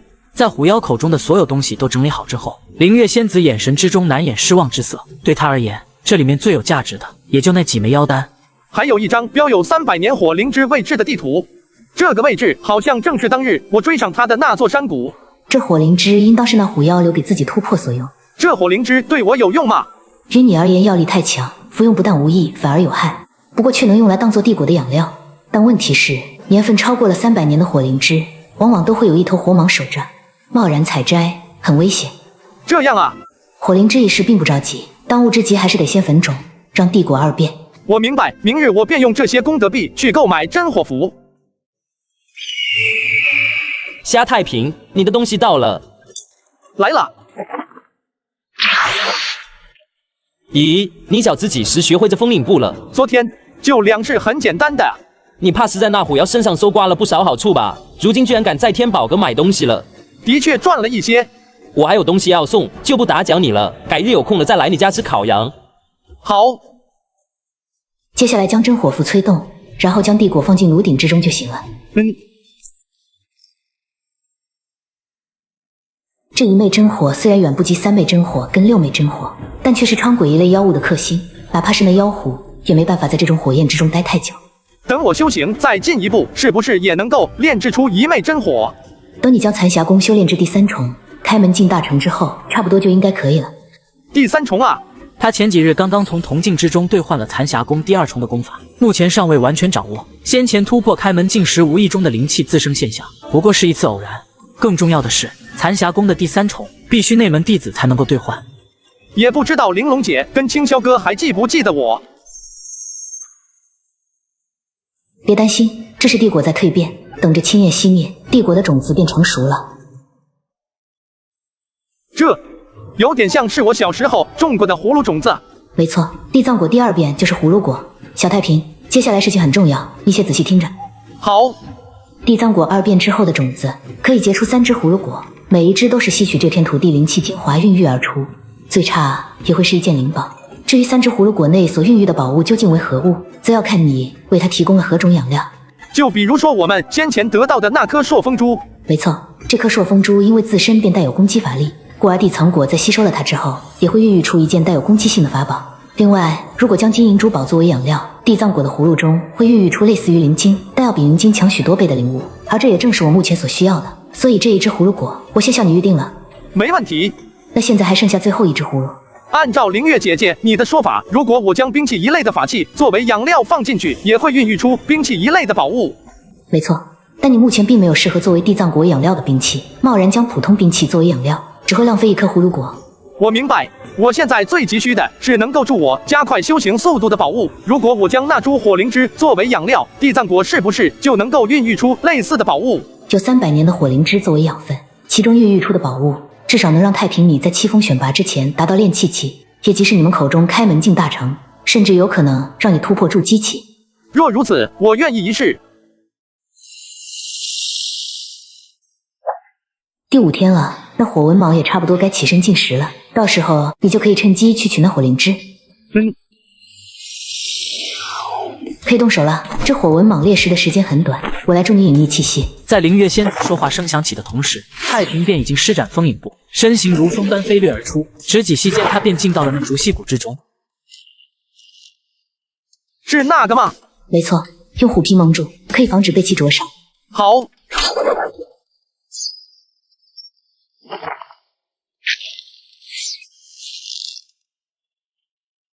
这孩子做事还真叫人放心。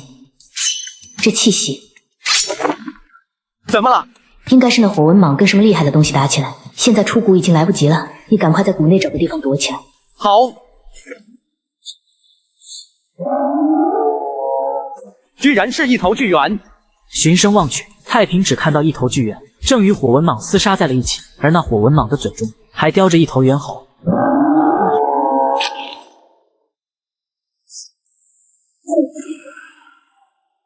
这是一头斑山猿，而且有着紫金的眼瞳，说不定还是那位妖圣的后代，只不过血脉已然退化，跟普通猿猴没什么区别。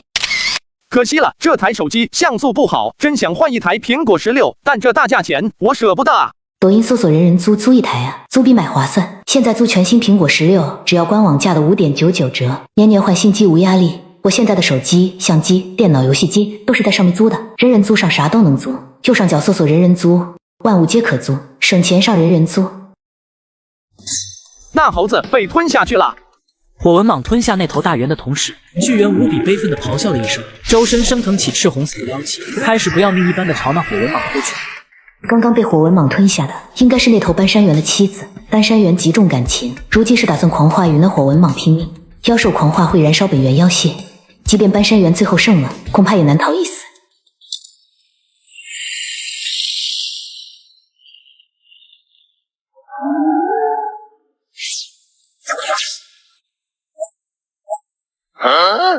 他这是在寻找火灵芝吧？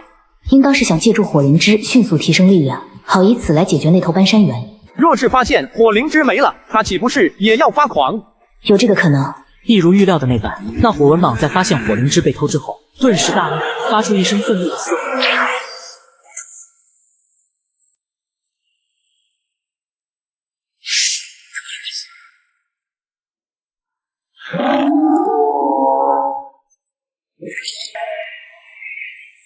第一次见到妖兽之间拼杀的夏太平，被眼前这一幕深深震撼。不过马上他便察觉到了危机正在临近，因为他发现那火纹蟒似乎是想将斑山猿拖到这水潭之中。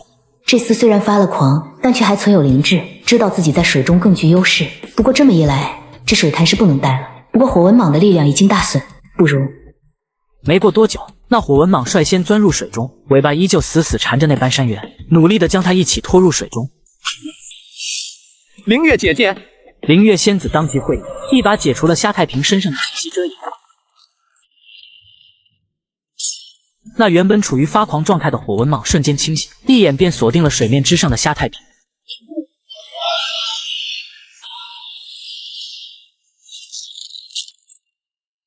以水相符，冰息诀的威力至少增加3成。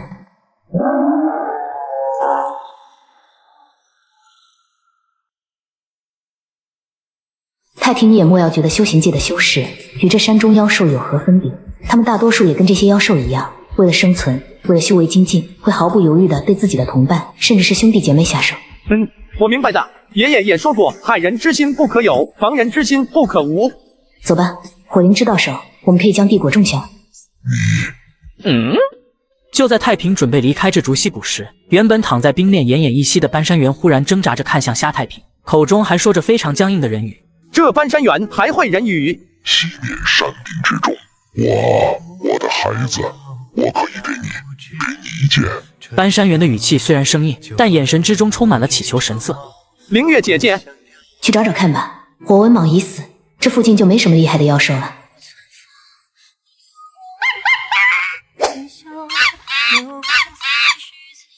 老猴子在向小猴子交代后事，就是不知道具体都说了些什么。太平倒不是很关心这两只猴子具体在说些什么，不过他还是被眼前的画面勾起了对爷爷的回忆。毕竟那个风雪交加的晚上，他爷爷便是如此向他交代身后之事的。少年，能否帮我照顾我的孩儿？我可以让他与你地下婚契，侍奉少年一家子。你呢？愿意吗？那以后你便跟着我吧。我叫太平，你以后就叫平安吧。缔结魂器的过程十分简单，斑山猿从小猴体内取出一滴本源妖血滴在夏太平的手心，然后让小猴立誓即可。与小猴缔结完魂器之后，太平能明显感觉到，他可以用自己的念头向小猴发出命令。少年，这样东西归你。冰魄月灵石，这是何物？冰魄月灵石乃是铸造灵冰的材料，非常稀有，在我原本的修行界也算是十分贵重的矿石。灵冰，等话说好，等到帝国3重变后，以这冰魄月灵石作为养料，再选一座灵山种下，说不定能够孕育出一件拥有特殊能力的上品灵冰。接下来，太平将斑山猿的尸首葬在了山林之中，又将火纹蟒的蟒皮跟腰胆取了出来，这才带着小猴子回到了青竹居。东面属木，主生发，放入火灵芝，可以予以提升修行速度的宝物。北面属水，主调和，放入金银钱帛，可孕育疗伤修复的宝物。西面属金主杀伐，放入朔风珠、虎头、虎胆、蛇头、蛇胆，可孕育出杀伐宝兵。最后将地藏果放入主坑之中，静候3个月。接下来只需等候地藏果成熟就好。小太平，3个月后见了。灵月姐姐，3个月后见。说起来，药园也该买种子了。本月的收成加上从昌鬼跟虎妖那里得来的功德币，还剩下500枚左右。想要购买功法，得种一些更加值钱的药材才行。看来修行不只需要天赋跟毅力，还要看财力。山中岁月短，一晃眼3个月便过去了。太平除了每日休息之外，剩余的时间要么打理药园，要么教小平安说话识字。太平，那个人刚才又来了，他让我转告你，他还要来。他再来，你还是跟他说，我只想安心修行，对加入云楼会没有兴趣。知道了。此时的药园已经变得郁郁葱葱，时不时的还能闻到灵药的幽香。其中一株叶片碧绿的葫芦藤，以及上面的3只不同颜色的葫芦格外的显眼。太平，这葫芦好香啊！小猴子，你敢吃我，就不怕我将你的肠胃搅烂吗？灵月姐姐，你终于醒了。要想出来还要再等上1、2天。小太平，虽然不知道另外2只葫芦里具体是何宝物，但是散发出的气息都很强大，说不定会有惊喜。在与灵月仙子交谈了这几个月修行上的困惑之后，太平便又回到了卧房，继续开始傍晚的修行。小猴平安便十分乖巧，在院子里独自玩耍。猴之初，性也善，性相近，习相远。小猴，你换新平板了，原来的呢？闲置在家，还不知道怎么处理。那你上转转，最近收拾家里把落灰很久的 iPad Air 5在转转上卖了3800多。转还收平板？我也是才知道，转转原来不只收手机，就连笔记本、平板这种数码产品，还有相机和镜头之类的摄影器材都能回收，一键下单就有小哥上门，通通打包带走，特别方便。总之听我的，想快速回收换钱，放心去转转就对了。请问夏太平小友可在家中？不在，你走。云楼会，夏太平没兴趣。这样啊，小孩，我这儿有2颗灵桃，想不想吃？罢了，我也懒得逗你，灵桃给你，你自己来拿吧。中年男子见状笑了笑，随后将那只灵桃放在了地上，然后头也不回的径直转身离去。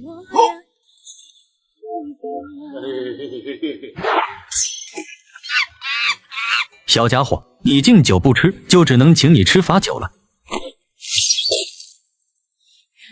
太平小友，若想取回灵宠，3日内来桃园领一序，云楼会减源流。我不过一个开门镜，又与云楼会没有过节，他们为何要这么做？8成是看中你药园里的药材了。有这个可能，今年我药园所种皆为名贵药材。太平，你也莫要担心，他们的目的既然是药材，那在与你见面之前就不会伤害平安。今晚这3只葫芦便彻底成熟了。你先取了宝物，增加一份保障，到时候我陪你一起去一趟了桃园岭。也只有如此了。当月至中天时，灵月仙子寄居的那只青葫芦首先从葫芦藤上掉落。小太平，我这居所你可得帮我保管好了。这葫芦内藏乾坤，你可以将随身携带的法器一类的东西放进去。能收多少东西？你试着向里面渡入一口真气试试。太平一言向那葫芦之中注入了口真气，紧跟着脑海之中便出现了一片云雾飘渺的空间，大小在1丈见方左右，相当于他厨房那么大。这葫芦乃是地藏果孕育的第1件灵宝，它会随着主人的力量增加而增加，所以只要我的力量继续恢复，这葫芦内的空间便会越来越大，到最后自成一方天地也不是不可能。就在这时，葫芦藤上的第2只葫芦掉了下来，这次是一只红皮葫芦，在其表面有着一道道形似火焰的纹路。这火葫芦正是吸取了火灵之养分为引，再从这片山川之中截取与火灵之类似宝物所化。打开看看吧，到底孕育了一件怎样的宝物？这葫芦之中的宝物居然与龙有关，也就是说，这一片山川曾经出现过一头真龙。太平将葫芦翻转，然后就只看到一颗鸡蛋大小的珠子，伴随着滚滚的热浪，从那葫芦之中倒了出来。霎时间，整个灵药园都变得一片炙热。真龙之胆炼化的龙胆石。何为龙胆石？龙胆石虽然没有特别的神异能力，但若用它来泡酒，能让人修行速度倍增，同时还可以滋养神魂。这是高阶修士梦寐以求的宝物，但世间真龙难觅，再加上龙胆又极难炼化，使得这龙胆石无比稀少。我当年寻遍10州，也不曾寻到一块。所以日后我只要喝下这龙胆石所泡的酒，便能够提升修行速度了。没错，但龙胆酒并非取之不尽用之不竭，一颗龙胆石可泡3000葫芦酒，但以你如今的身子骨，1杯酒都很难承受。这个我明白。总之，能得到龙胆石，太平你上次的冒险非常值得。而就在2人说话间，第3只铁葫芦掉落了下来。葫芦刚一打开，一道形如飞鸟的银色亮光便从葫芦中破空而出，在绕着院子飞了一圈之后，那光团忽然笔直的朝太平飞来。太平本能的抬手去挡，结果那光团忽然化作道道金线，缠绕在他的食指上。眨眼间，夏太平的食指上便多出了一枚银色的戒指。这应当是地藏果以那朔风珠为引，再结合着山川灵气孕育而生的灵宝。你戴上之后，神魂能够自动感应到它的用法。灵月姐姐，它叫苍鸾戒，是帝国以这片山川之精为铁，以苍鸾的一道神元为戒灵，孕育出的一件上品灵器。苍鸾，那不是上古时已经灭绝的凶禽吗？上古凶兽。不过我感觉这戒灵好像没那么凶。我能感应到这戒指之中蕴藏有十分强大的神力。是何种神力？这神力分攻手2种，右手拇指、食指合圆变为手。太平一边说着，一边抬起右掌，再以神魂感应运行着。随着一道气爆之声响起，一道由飞旋着的罡风组成风墙，将太平整个人笼罩其中。与虎妖的受风珠不太一样，这道风墙会伴随你左右，且不会阻碍你挥拳出剑。再让我看看这戒指的攻杀之力。苍鸾界的攻杀之力分3指，分别为1指破云、2指碎山、3指裂海。试试看。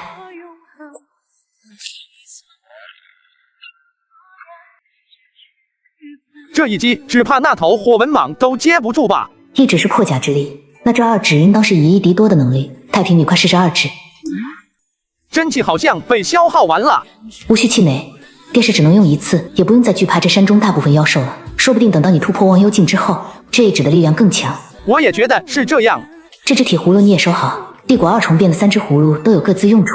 青葫芦自成天地，火葫芦能够运养丹药，而这铁葫芦则能够养兵刃。对了，灵月姐姐，我明天想去桃源岭。去吧，而且实在应付不了，还有姐姐我呢。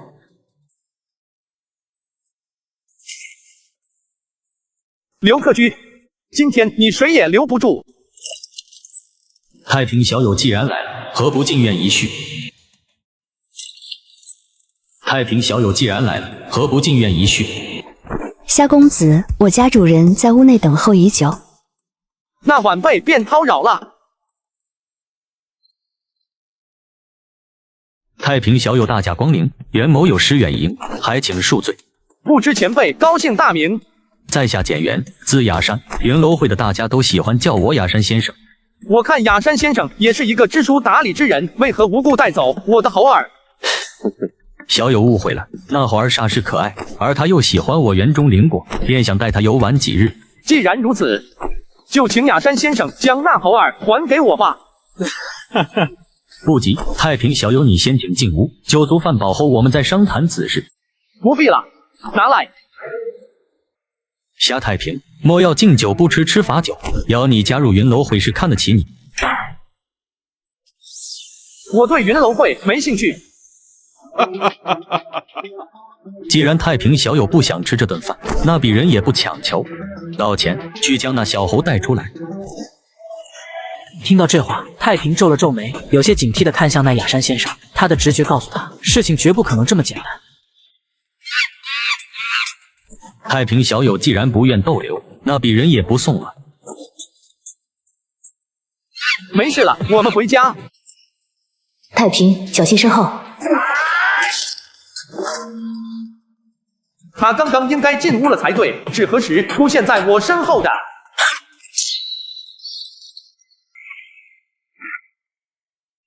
乖，进去。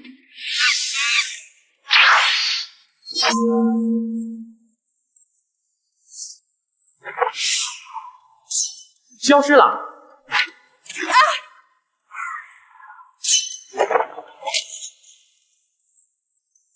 这力道似乎还不到开门见小城，凭空消失却又突然出现，应该用了某种隐身法器，但出手之时又会现出身形。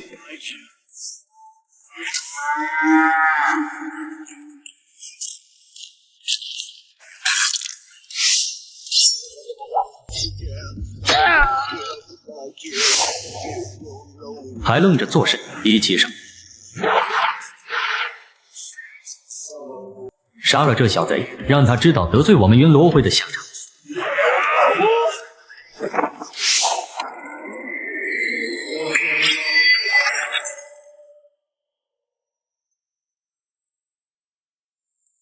不可能，这不可能！道友饶命，道友饶命！此事是我有错在先，还请道友原谅。你们云楼会是怎么盯上我的？这个，并未有特殊缘由。道友莫要冲动，是这样的，前些日子我去西风阁，一名西风阁弟子向我透露，说青竹居有一位外门弟子，今年园中种了不少名贵药材，等成熟时至少能卖1-2千功德币。小人一时起了贪念就。西风阁，难不成是上次被九叔教训的那几个人？先前你用来隐身的是什么宝贝？交出来！这。道友息怒，这件宝物名叫异形草，我与掌心便能隐身，只不过每日只能隐身3次，每次10息。若我现在加入云楼会，什么好处？道友，我可以向你保证，只要你加入云楼会，应对妥当，做得不错。可惜浪费了几张金钟符，600多枚功德币，这可比中药材划算多了。但风险也是中药材的100倍。放心吧，凌月姐姐，这种事情我也不喜欢。接下来你可以一直安心修行，直到2年后的大比了。凌月姐姐，那我就喝了。太平举起杯子，有些迟疑地看向面前的凌月仙子。今晚他准备试一试这龙胆酒的效果。喝吧，只半杯酒，而且有我在，出不了岔子的。龙胆酒刚入腹中，太平周身的气息波动便不受控制地炸散开来，在药力的作用下，他的气血跟真气开始不受控制地乱窜。随着残霞宫逐渐运转开来，太平体内剧烈的气血波动总算是稳固了下来。与此同时，原本能够引导入体内的天地灵气开始成倍增长。这一刻，太平终于明白了白灵谷与金灵谷、天灵谷之间的差距在哪里了。照这个速度下去，最多2年，我一定能踏入忘忧境。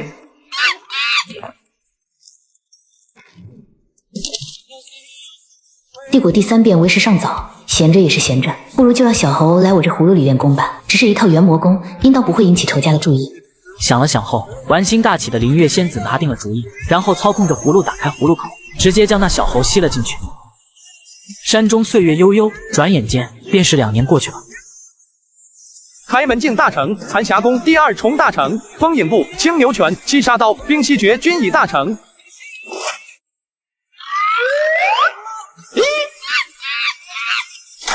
凌月姐姐，平安，这元魔功快小成了吧？悟性太差，2年了才小成。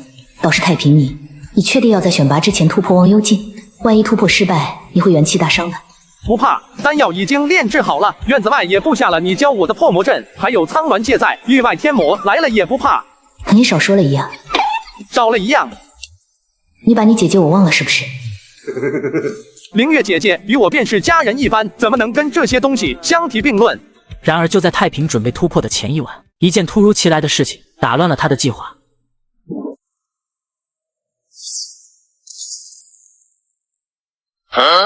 是那灵禽白羽的气息。白羽，你怎么了？别过来！白羽，你这是怎么了？别过来！别靠近我！一旦沾染了我身上的气息，你也会被他们追杀的。到底发生了什么？西风阁联手孔雀王，将我白头雕一族屠杀殆尽，我娘亲生死不知，只有我逃了出来。太平，别插手，你不是孔雀王的对手。我来这里是想让你将此事告知我爹爹。救还是不救？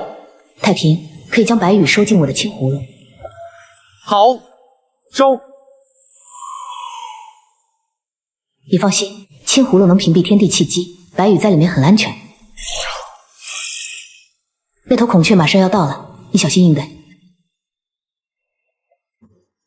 谁？里面的道友，吾乃云岭孔雀王，为擒拿妖族叛贼而来。敢问道友是否见过一头重伤垂死的白头雕？刚刚却有一头白头雕坠落此地，不过很快它便又自己爬起来飞走了。的确从这里消失了，但院内也没有白头雕的气息。叨扰了。凌月姐姐，能够与修士一样运用灵力的灵禽，修为大概是什么程度？这需要天资，妖王级别的灵禽都未必能做到这一点。这头孔雀，没有必要的话，你最好莫要招惹。我知道，凌月姐姐，白羽的伤势怎么样了？我需要一杯龙胆酒。好。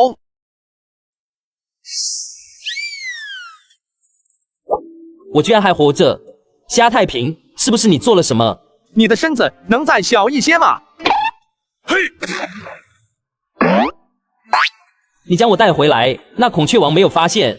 我有一只可以收纳灵兽的葫芦，这是我的秘密，你可莫要告诉他人。我白羽是那种人吗？昨夜风来谷到底发生了什么事？哼！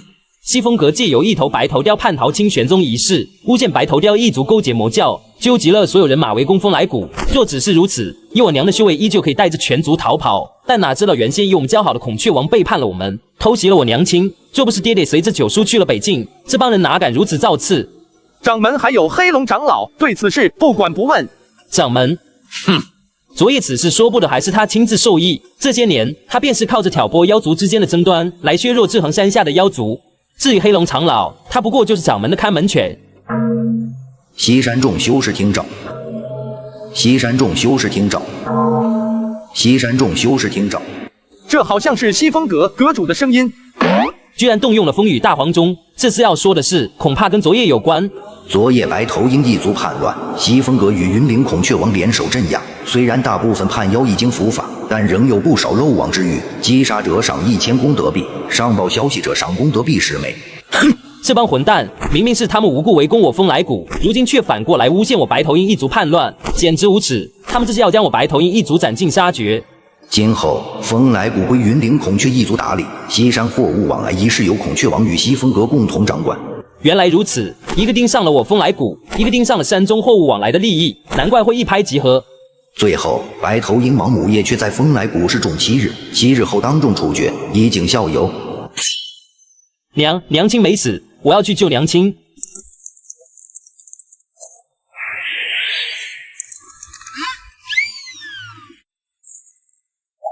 太平，你为何要拦我？你连我这葫芦都挣脱不了，怎么去救你娘亲？可是我不能就这么眼睁睁的看着他们杀我娘亲。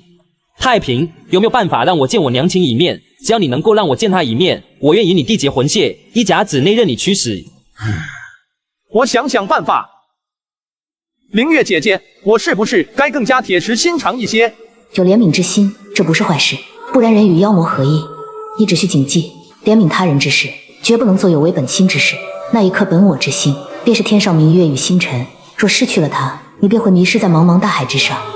大道修行，舍去本心，便是舍去了一切。我明白了，灵月姐姐。好了，开始准备突破忘忧境吧。若是今晚无法突破，我还是不会让你去冒险的。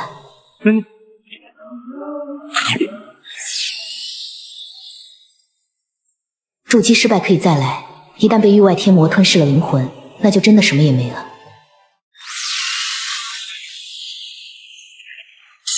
最后一步了。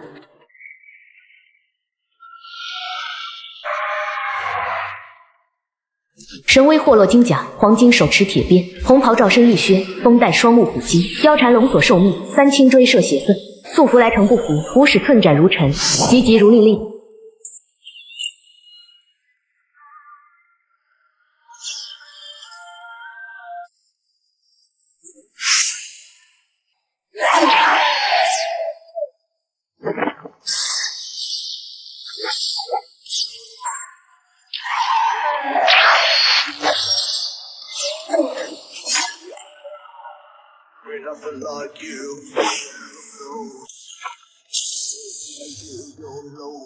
居然比上次更强了，但老娘的神魂可不再像上次那般虚弱，这次定将你打得形神俱灭。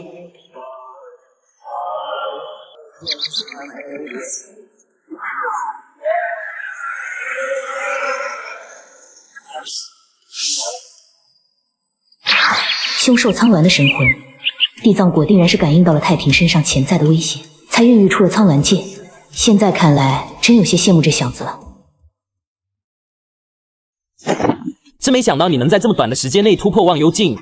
若是没能突破，我也不敢答应你。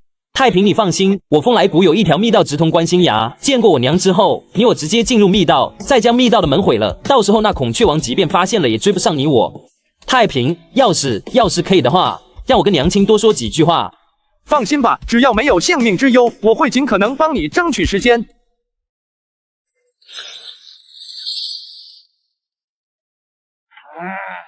这些混账居然如此对待娘亲！白羽，冷静些，你说的密道是不是就在这观星崖下？没错，到时候你只需从这里一跃而下，自然会到达密道入口。你在葫芦中待好，等我到你娘亲跟前时再放你出来。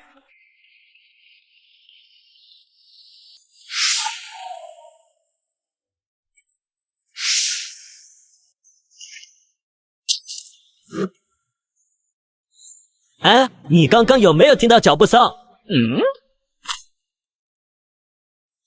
哪有什么脚步声？风声吧？那应该是我听错了。少年，你是何人？何故犯险来此地？叶雀阿姨，我是青竹居的虾太平，白红叔叔讲来以前提起过我。你是白红口中的那孩子。太子，你赶快走，孔雀王每一个时辰就会来巡视一次。我的腰力几乎被完全封印，身上又绑2条捆腰锁，凭你是救不了我的。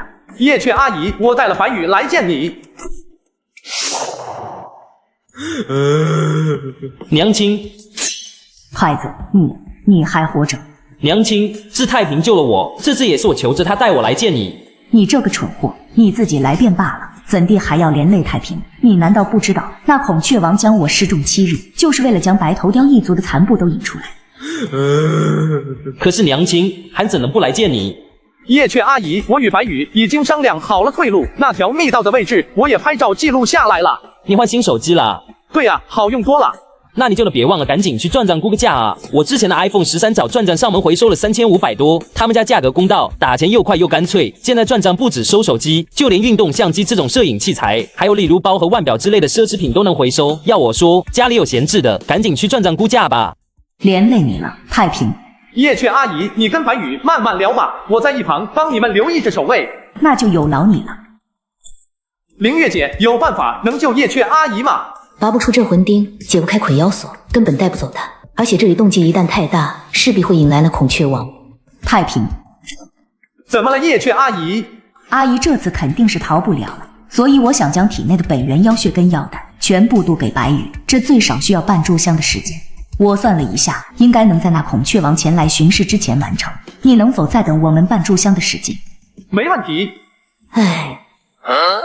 怎么了，凌月姐？对妖族来说，逼出本源妖血与本命妖丹是一件比杀了他们还要痛苦的事情。太平闻言看了眼白羽，然后发现他似乎是在拒绝。不过白羽最终还是没有熬过叶雀，被叶雀一口吞进了肚子。跟着虾太平便看到叶雀的躯体在不停的颤抖，羽毛下方的毛孔也在不停的渗血。这是妖族血脉传承的一种方式，让有同种血脉的妖兽进入自己体内，吸食本源妖血，吞掉自己的妖丹。难怪白羽会不愿。白羽，本王早就料到你会来，想传承妖血，做不？你们母子一起沦为我族血尸吧。是那孔雀王，可恨，就只差一点了。太平，你带着白羽走，我咬碎妖丹，拼死阻他一阵。好。太平，你让那对母子继续，我要想办法阻那孔雀王一阵。凌月姐，你真的有办法？杀那孔雀王有点难，但拦住他个一时半会儿还是没问题的。叶雀阿姨，我有办法拦住那孔雀王，你与白羽继续妖血传承。可是，相信我。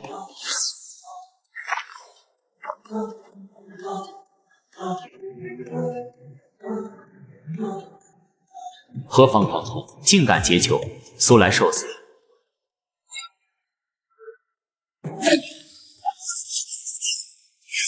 凌月姐姐，你打算怎么做？你先与这些守卫缠斗，等到孔雀王下场之时，将你的身体借姐姐一用，让姐姐来与那孔雀王交手。好。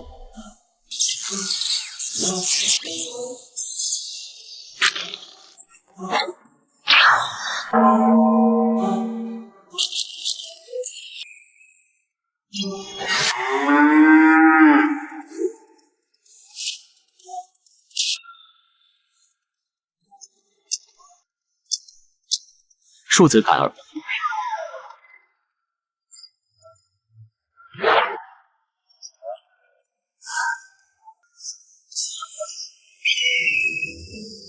这孔雀王的翅膀居然能挡下2指，居然是件灵兵，难怪敢独自来接法场。太平，屏息凝神，我来操控你的身体。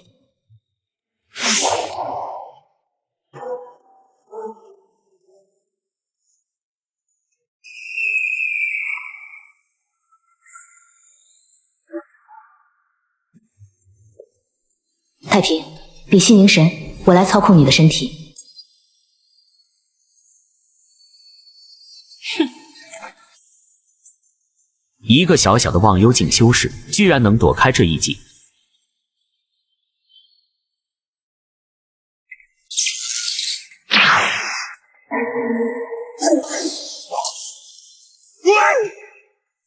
我的拳头有这等威力！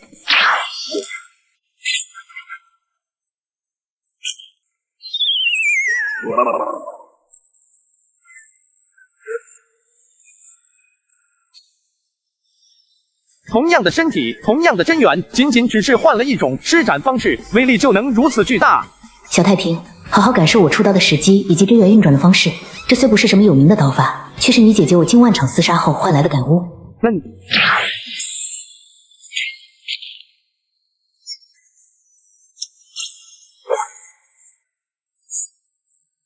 给我滚开！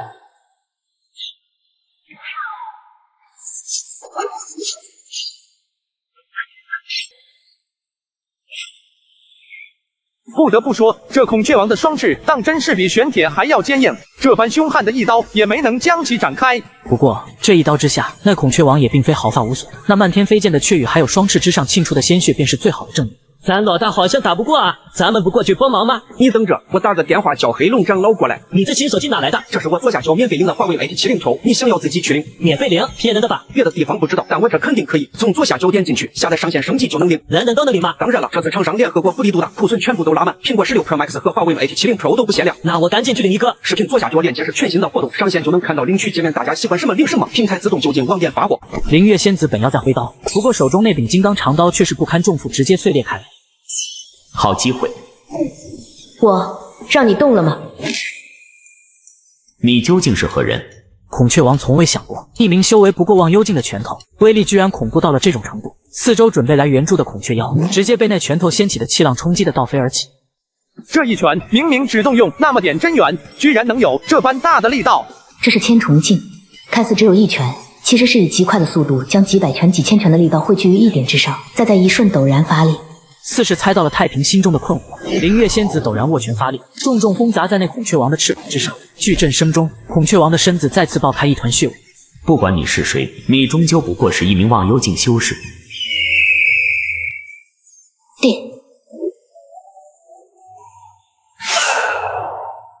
难怪灵月姐姐只用刀跟拳脚，原来我的真元根本无法支撑她所使用的术法。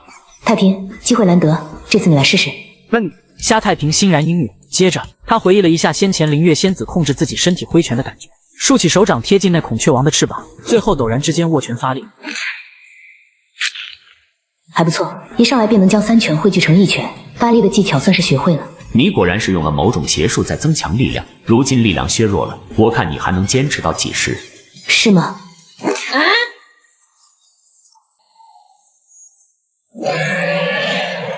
何方恶徒，胆敢犯我清泉？黑龙长老居然真的来了！哎，左下角客服投资我选配了，领到就好。这批福利只有我这有，最近还上新了津贴福利，链接在就是还有，还没领到的抓紧去。真的，升级就有了。之前没领到手机的粉丝注意了，现在上线再解锁祖龙神兽和满级 VIP， 无限触发全屏龙头化技能升级速度翻倍，苹果、华为津贴福利轻松拿。这难道是那黑龙长老的真身？早就等着你这小泥鳅了。放肆！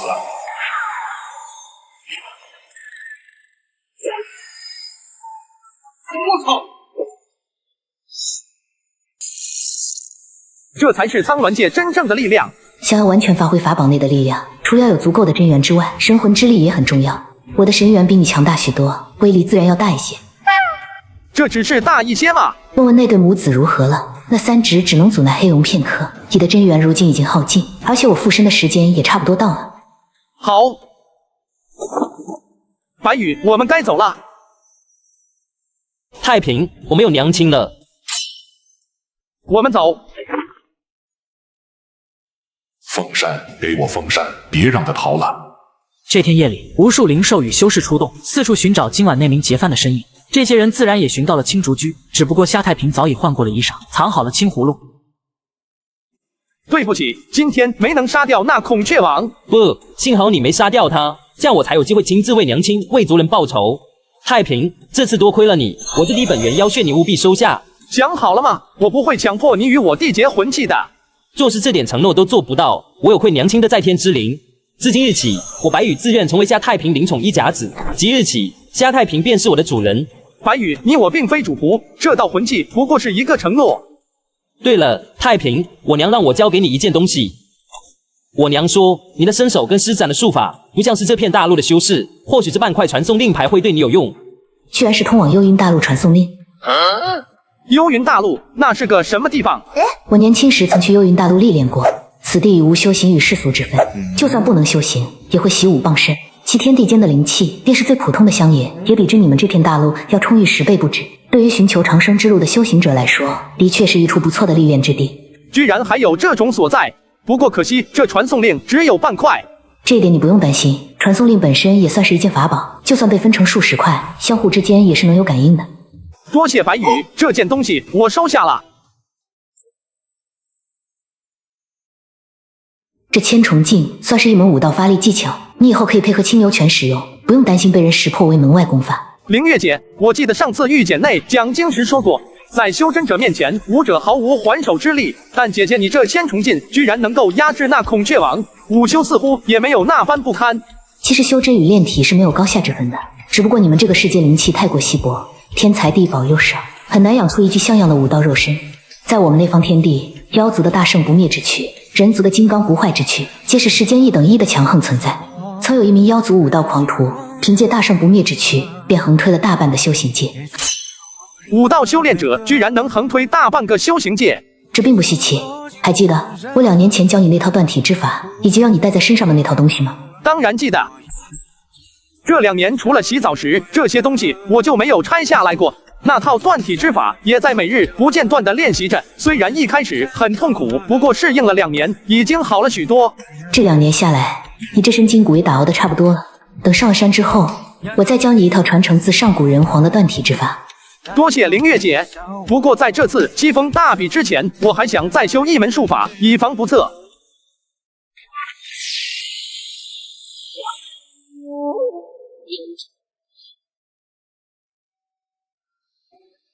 不错，这门借物术如今也算是初步掌握了。2个月时间学一门粗浅的术法还是没问题的。马上就是外门大比了，也不知道玲珑姐姐跟青霄哥哥这3年过得如何，还记不记得我？望着天上那轮明月，太平忽然回忆起来当初被玲珑跟青霄带进云庐山的场景。放心吧，用不了多久，你们便能同在七峰修行了。我一定可以赢得选拔，登上七峰的。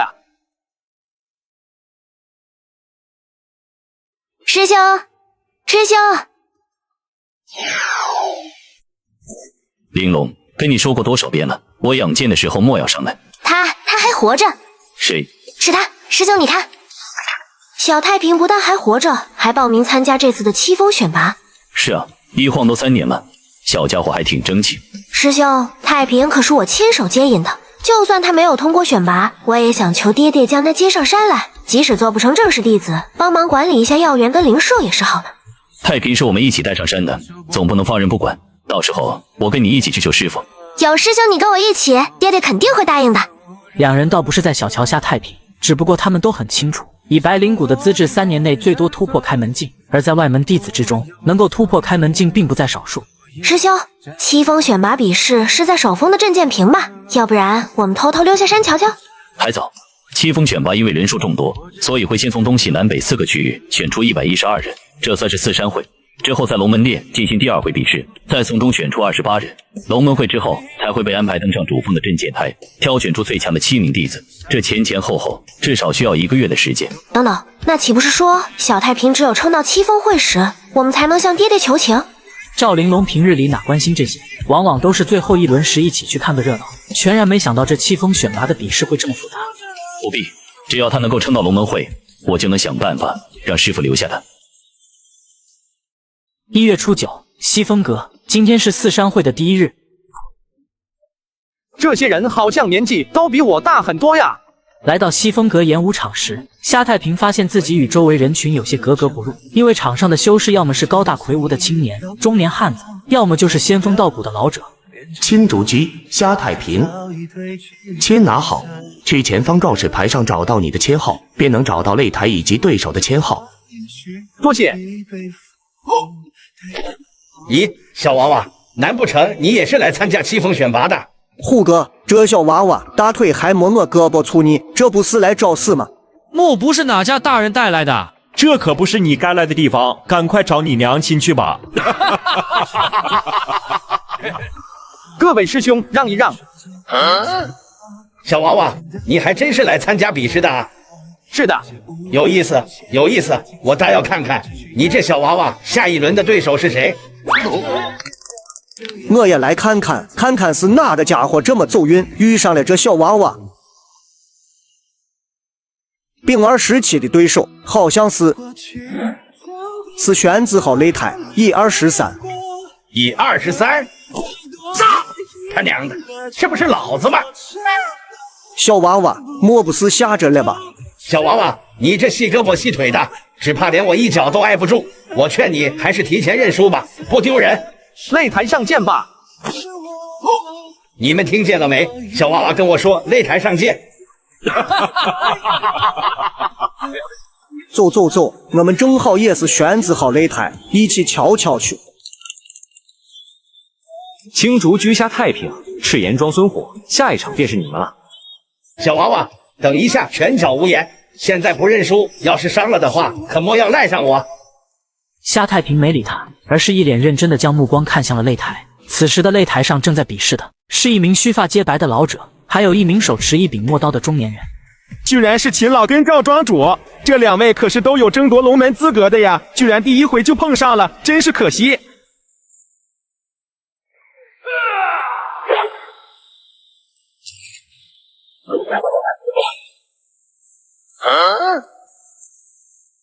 嘿嘿，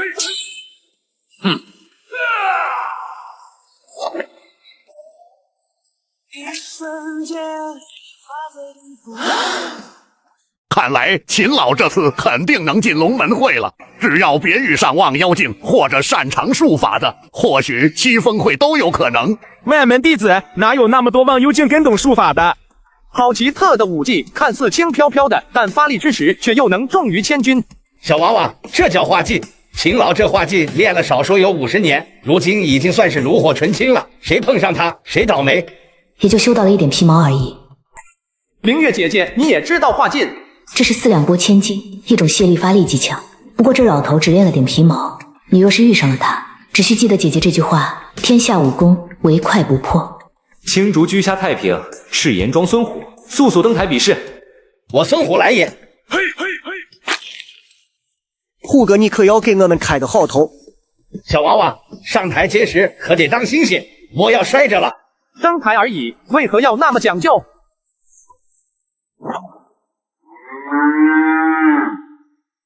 哟，小家伙，这是要认真了。孙虎说话时虽然依旧是一副嬉皮笑脸的表情，但眼神明显认真了一些。虽然他不想承认，但在眼前这少年摆开拳架之后，他身上莫名的有了一股压力。区区一个小娃娃也能给我压力？哼，小娃娃，来，叔叔让你一拳。得罪了。来来来，吓住了各位，看看那小娃娃能撑住几招。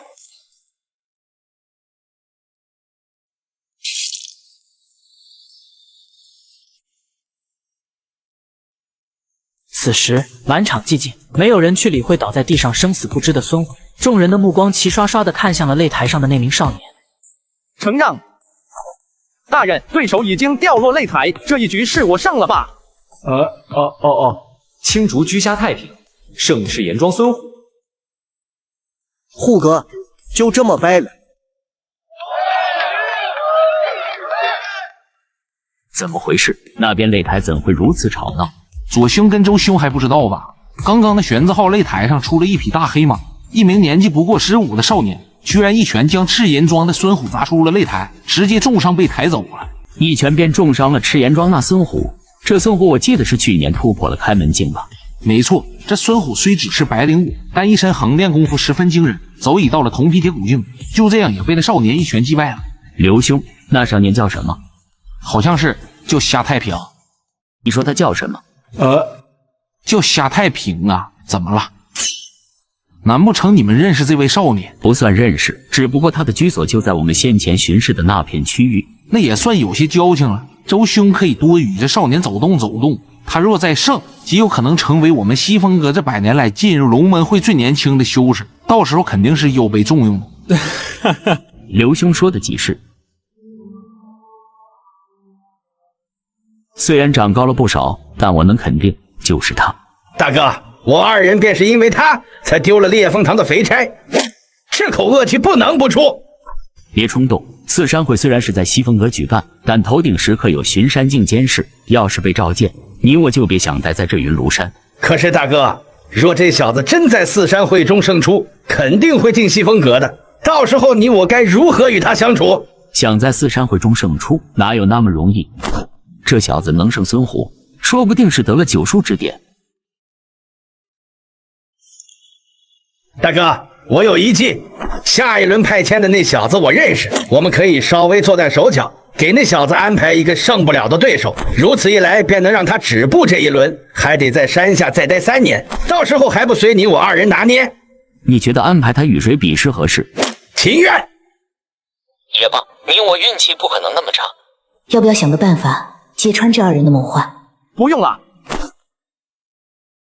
我的目标是七峰会。如果连秦老都胜不了，就算揭穿这2人也没有任何意义。就这么放过他们？放心吧，我已经把他们说的话录音了。你换手机了，挺贵吧？不贵，转转的2手手机还挺划算的。我这华为 Mate 40 Pro 只要1300，比新机便宜了1000多。看着挺新的，靠谱吗？放心吧，我研究过了，转转官方验的手机都经过多轮检验，比一般的2手更靠谱。而且转转不只有手机，联想小新 A214 也只要1700多。总之，买2手就选转转验过的。夏太平的对手是秦老，小家伙运气也太差了一些吧？看小家伙的实力，若是没遇上秦老，肯定是能去龙门会的。这身下的窟窿还真不少。换签这种事，他们居然真的完成了。太平小友，请吧。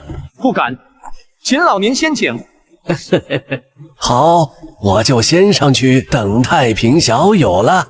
随即，秦老爽朗一笑，脚尖轻点，身形轻盈的如同一片羽毛般落到了擂台之上。这一招立刻引得台下众人发出一阵喝彩之声，随后他们又齐齐将目光看向了夏太平。为什么都不愿意走台阶呢？太平，这次别走台阶，我们不能输了气势。好。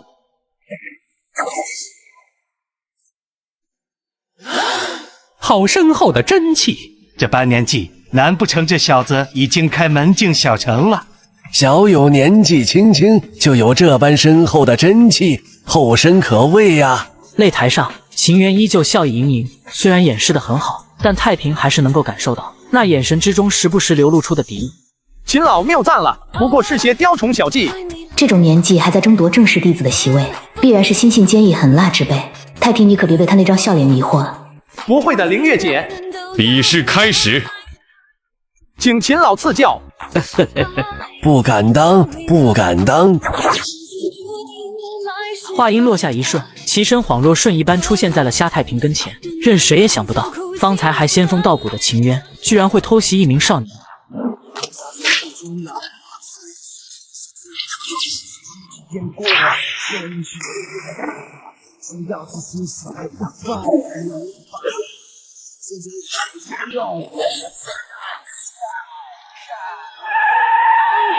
每次挥刀，他周身都好像有一股无形的气，能够将我的力量化解。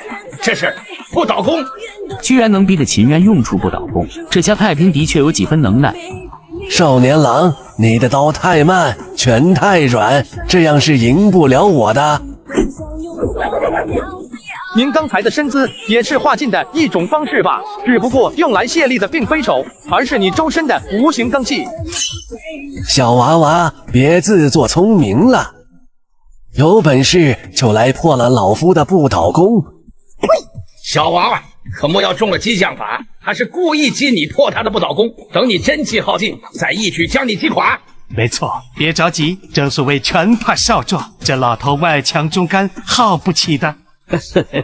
不错不错，敢与老夫正面一战，你小子还算有些骨气。天下武功唯快不破，究竟多快才能让他的化劲来不及施展呢？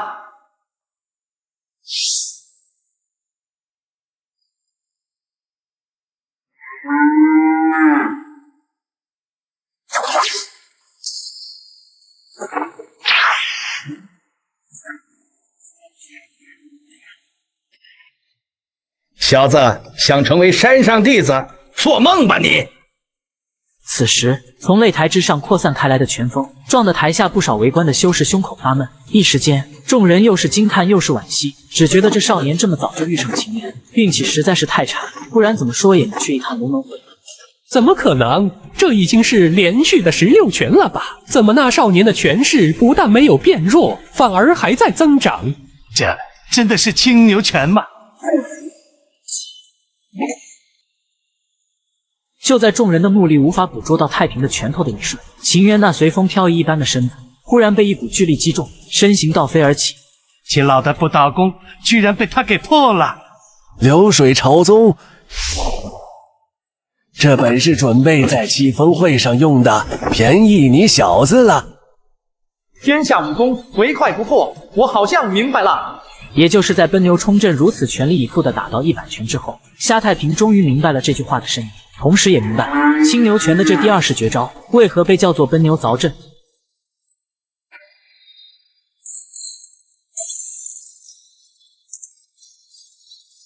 秦老败了，秦老的不倒弓跟弱水真气居然都败在了青牛拳下。满场哗然声中，一道道目光皆是充满震惊地看向台上的那道身影。而此时的夏太平心头不停地有感悟在涌出。奔牛凿阵的前107拳都不过是在为这最后一拳蓄势，就像是群牛冲阵前的冲锋之后冲入那军阵中的最后一刻。只不过想要做到这一步，你必须将前108拳挥拳的速度跟力道提升至能够达到的极限。恭喜小太平，你不止赢了这场比试，还领悟到了这青牛拳的真意。另外，接下来的比试最好还是像刚刚一样，用我教你的方法将境界压到开门境大成以下。你现在虽有忘忧境的修为，却没有与之匹配的武技跟术法，一味的依靠修为对敌是走不长远的。多谢凌月姐姐提醒。依照计划，七峰会之前的所有比试都是我用来磨砺武技的磨刀石。我必须在遇上真正的高手之前，将手中所拥有的兵刃磨到最锋利的程度。这也能胜？那可是秦渊啊！去年龙门会上，这秦渊之所以会败，还是因为被对手的修为碾压。怎么今日他却输在了武技上？大哥，你也别管他是怎么赢的，先想想我们接下来该如何来对付这小子吧。还能怎么做？秦渊已经是这些人中实力最强的了。可是不能就这么放了这小子。那你说该怎么办？今日他一鸣惊人，必然会被上面留意到，这时候驱动他，我看你是嫌命长。早知道我当时就该找个机会剁了他。帮你换签的那个人信得过吗？自然信得过。那样就好。今日这场比试太过亮眼，山上的人肯定会留意到的，千万不能留下把柄。应该不至于吧？上面要查也只会查那小子有没有作弊，哪会查换签之事？你我不可能那么倒霉的。闭上你的乌鸦嘴。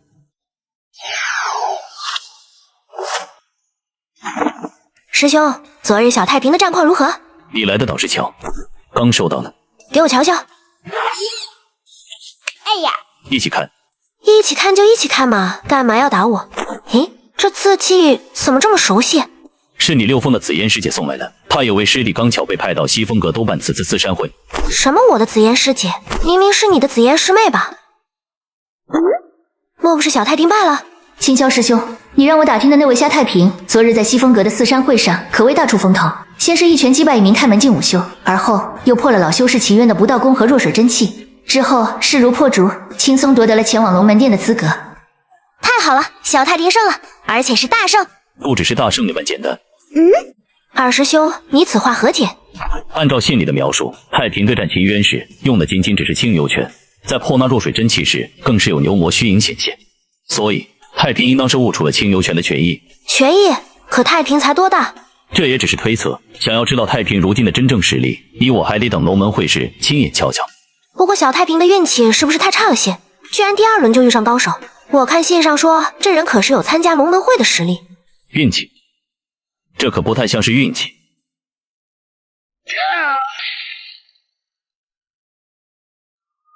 你们这两个蠢货，四山会这等机要之事，你2人也敢当作儿戏？调换签派，你们好大的胆子！阁主，此事皆为我一人谋划，与左大哥无关，还请阁主向山上求情。滚！你这时候倒是讲义气，为什么在做事之前不动脑子？青竹居上那顿饭是白吃的吗？你们没看见九叔都对那小子另眼相看，还敢将主意打到他头上？可是九叔不都已经……闭嘴！九叔也是你能叫的吗？那是道玄师叔祖。是。阁主，此时我兄弟2人的确有错，要杀要剐我们都认，此事与大哥无关，由我一人来承担即可。此事已经有7封的人在过问，能让你2人活着离山，便已经不错了。阁主，看在多年追随在你身旁的份上，在离开之前，能否告诉我这下太平的靠山究竟是何人？是啊，我也想不明白，明明九叔跟白红都不在了，为何还有人帮他出头？你以为我不想知道吗？而且谁告诉你九叔不在了？九叔跟白红还活着？不是说贪狼国魔君都出事了吗？那么九叔和白红应该已经……刚刚从云楼会手中得到的密报，九叔不但从北境活着回来了，还斩了魔君，断了贪狼魔根，所以你2人借此机会离山，未必不是一件好事。还可以帮我打点一下7剑山庄的事务。风来谷之事一旦没处理好，说不定我也要滚回7剑山庄了。是。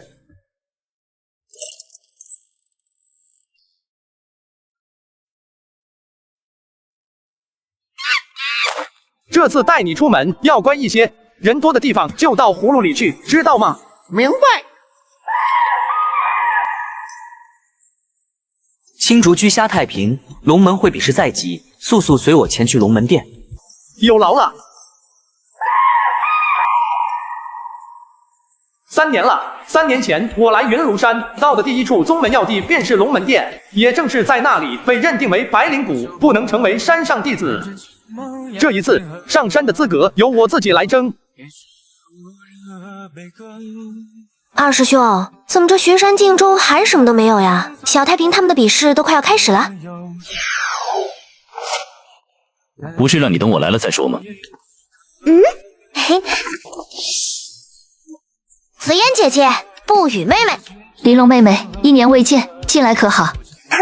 好什么好呀？去年与你一别之后，我先是被爹爹关在养心阁闭关半年，之后又因为一点小事被禁足了半年，眨眼的功夫，1年的大好时光就没了。对了，不语，你还记得当初与你一块进山的夏太平吗？不记得。都过去3年了，不记得也很正常。也对啊，都已经3年了，不语妹妹现在都已经与我一般高了。好了，现在铜镜之中显现的便是龙门殿前的演武场。今日的比试就在场中央那面擂台上进行。我来看看。二师兄，知道太平在哪方擂台吗？那个人跟他有点像。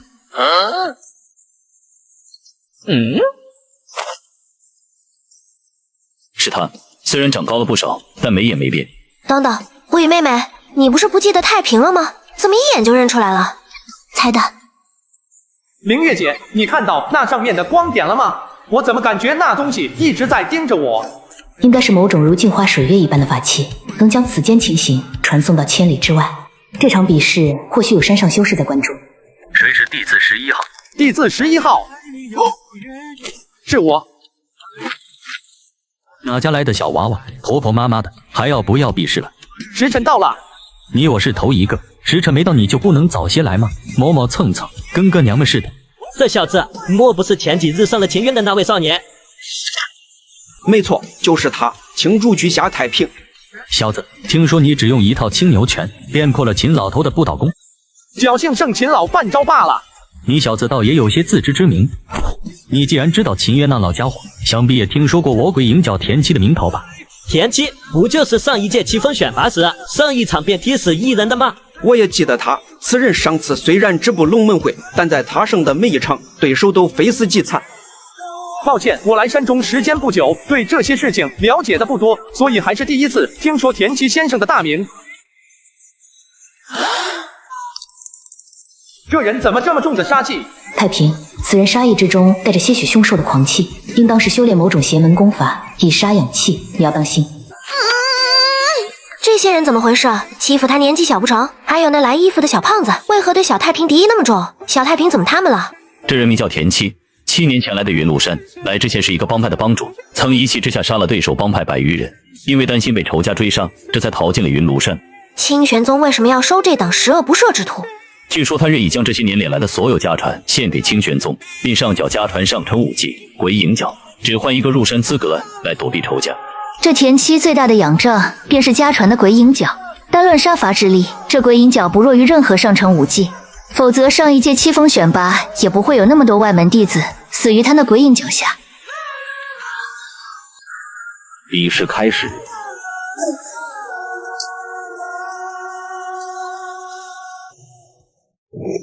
比试开始。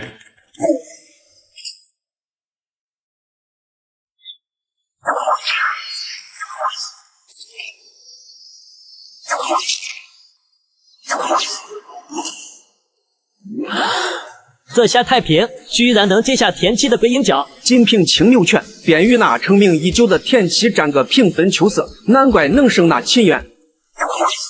小兔崽子，你爷爷握的脚可不只是快。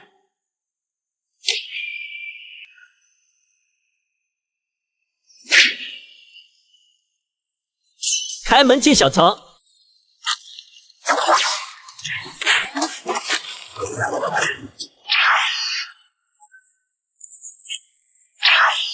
给老子滚开！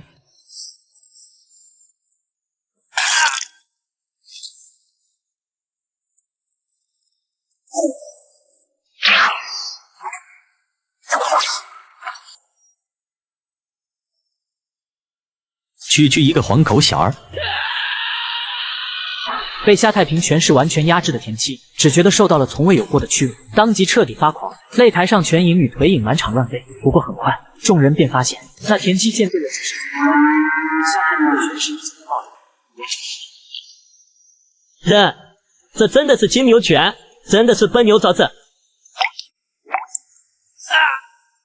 是你逼我的，是你逼我的。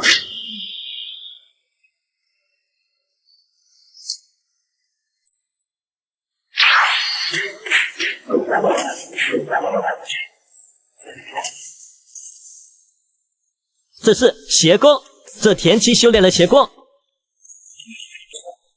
师兄，这田七明显违反了宗门戒律，场上督考的那些师兄为何不出手？别着急，太平还没有从擂台上下来，他们也不好贸然插手。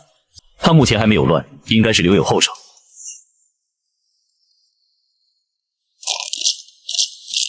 是北王寺。小子，我田七的对手，绝不可能活着走下擂台。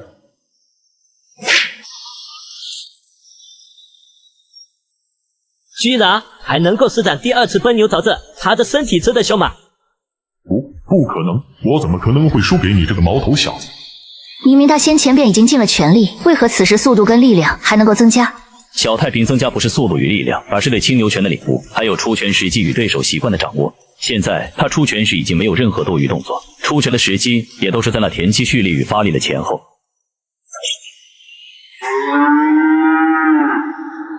还没完，还没完。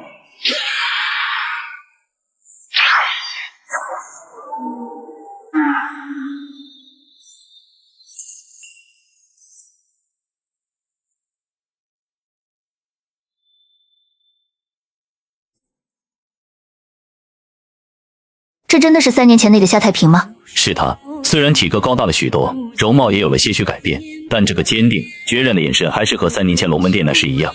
这3年，小太平一定过得很苦吧？没关系，等上山之后，师姐罩着你。现在说这个为时尚早。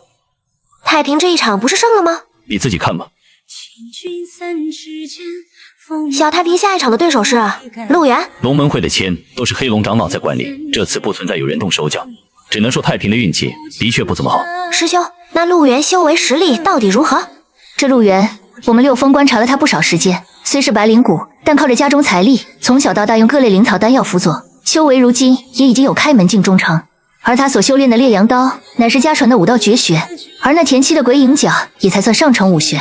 你也别想太多，就凭太平刚刚那一场的表现，我也可以劝师傅将他接入7峰。那小太平这3年的努力岂不都白费了？师哥，你看到他手臂上的伤疤没？新伤叠着旧伤，定然是这些年修炼时所受的损伤。一门普通的青牛拳，他竟能修炼到那种程度，必然耗费了极大的心血。而他所求之事，仅仅只是成为正式弟子。而就因为他只是白骨，就因为没有任何家世背景，3年的心血跟努力就要通通白费，对他来说，是不是太不公平了？如果是在没看到太平的比试之前，他或许会觉得能将他带上7峰来便是最好的选择。但此刻一想到这少年3年来耗费的无数心血即将变成一场空时，他心中生出了一股浓浓的不甘。我不觉得他会输。不语，你为何突然这么说？直觉，当日洪风林少年从天而降，一拳砸向那妖虎的那一幕，他到现在都记得清清楚楚。在他看来，有勇气只身面对那头妖虎的少年，绝不可能止步于此。夏师弟，上一场比试真叫人大开眼界。陆师兄见笑了。方才我还想上前与太平兄结识一番，不想这一场却被抽做了对手，可惜了。要是能一同登上七峰会的擂台该多好。两位若是准备妥当，比试便可以开始了。上一场夏师弟的青牛拳绝妙，看得在下寄养。这一场终于有机会讨教两招了，恐怕要让陆师兄失望了。这一场我用刀。你用刀？怕是要让陆师兄失望了。这一场我用刀。你用刀？陆源愣了愣，有些怀疑自己是不是听错了。几场比试下来，众人已经默认了青牛拳是太平的绝学，全然不明白他为何放弃绝学而改换用刀。既然双方都已准备妥当，比试开始。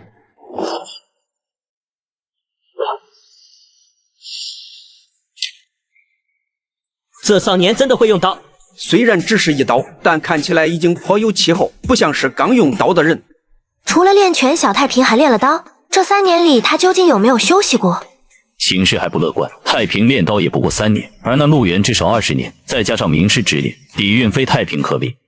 但就像是在反驳他的话一般，与陆源踱步对峙良久的夏太平，脚力骤然扭转，身形快如疾风般扑向那陆源，跟着手中金刚长刀自下而上。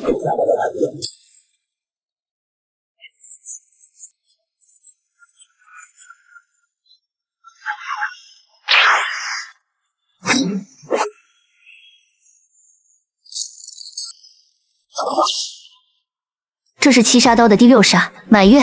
短短3年，他居然已经将七杀刀炼制大成。小太平果然有所准备。满月这一式，诱敌、避敌、斩敌，没有过千百次练习，绝不可能如此流畅。看来小太平为了这次七峰选拔，的确下了苦功。没想到夏师弟的刀法竟也练得炉火纯青。既然如此，师兄我也要全力出手了。烈阳刀法。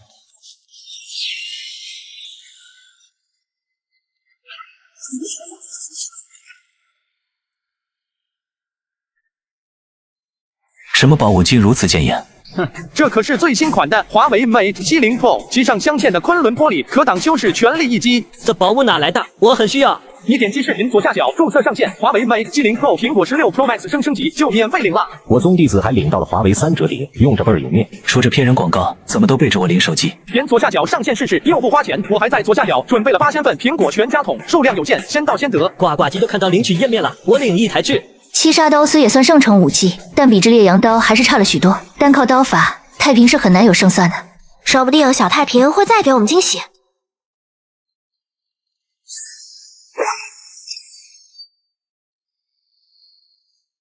小太平，好好感受我出刀的时机以及真元运转的方式。这虽不是什么有名的刀法，但却是你姐姐我近万场厮杀换来的感悟。如果是那一刀的话，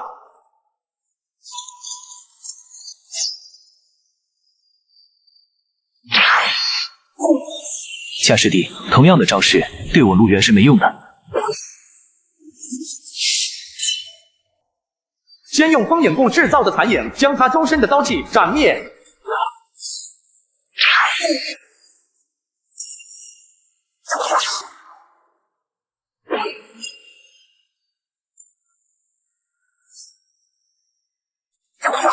痛快！月炎斩。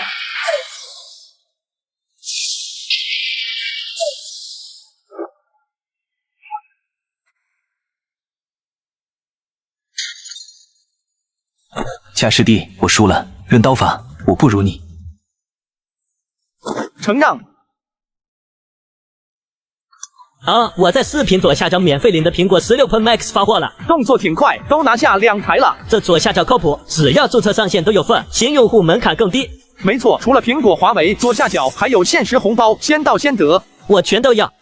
师兄，七杀刀真有这么强吗？七杀刀本身只是上乘武技。他的招式和心法并不复杂，而太平刚刚的2刀招式上有着七杀刀的影子，但是施展方式上却不同，极有可能是太平自行领悟的招数。七杀刀的修炼方式非常枯燥，需要将每一招每一式练习的无比熟练，让出刀变成身体的一种本能反应。3年内炼制大成，需要极大的毅力。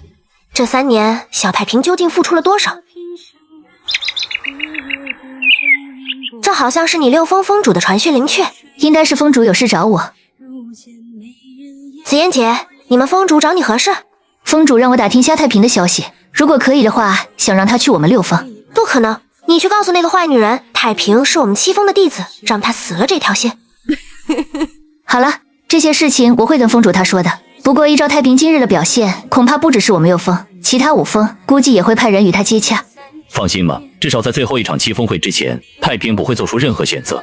若那时候太平没有选第7峰，我也能理解。谁叫我爹那个懒鬼不争气，年年大比倒数第一，美其名曰还说是什么淡泊名利，害得最好的药源跟灵兽都被其他6峰夺了去。你这话要是被师傅听见，只怕又要关上半年禁闭了。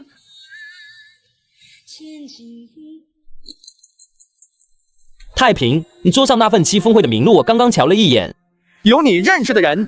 这上面有几个人，我曾经遇到过，他们皆非白灵谷，修为大多数都是开门境大成，且都有自己的武技绝学，其中2位极有可能已经突破了忘忧境，也能够施展一些低阶术法神通。这些人有如此修为和根骨，为何还会在外门？他们要么是触犯了纪律的山上弟子，要么身有劣迹，有的则是为求突破主动去到外门历练的。那这对其他外门弟子来说，岂不是很不公平？公平？清玄宗角门弄出来的这个7峰选拔，原本便是为了安抚这些外门弟子，好让他们安心在山下为他们打理药田跟仙田的。我看过这么多回7峰选拔，最终胜出的白灵谷屈指可数。不用担心，论修为的话，我也已经是忘忧境了。不一样，涉及你身上的一些隐秘，所以7峰会上你不能用苍兰戒跟冰息诀，而他们皆有各自擅长的术法，你单靠武技很难是他们的对手。小家伙观察的还挺仔细，这一点我2年前就考虑过。你也有些所准备，难不成你偷偷的修炼了一门术法？可不对啊，清玄宗给外门弟子修炼的术法，大多都徒有其名。小太平，那东西你带了2年了，现在偶尔取下来一下也没关系的。你这个疯子，就为了打熬身体，你带着这东西修行了2年，你不累吗？不疼吗？习惯了。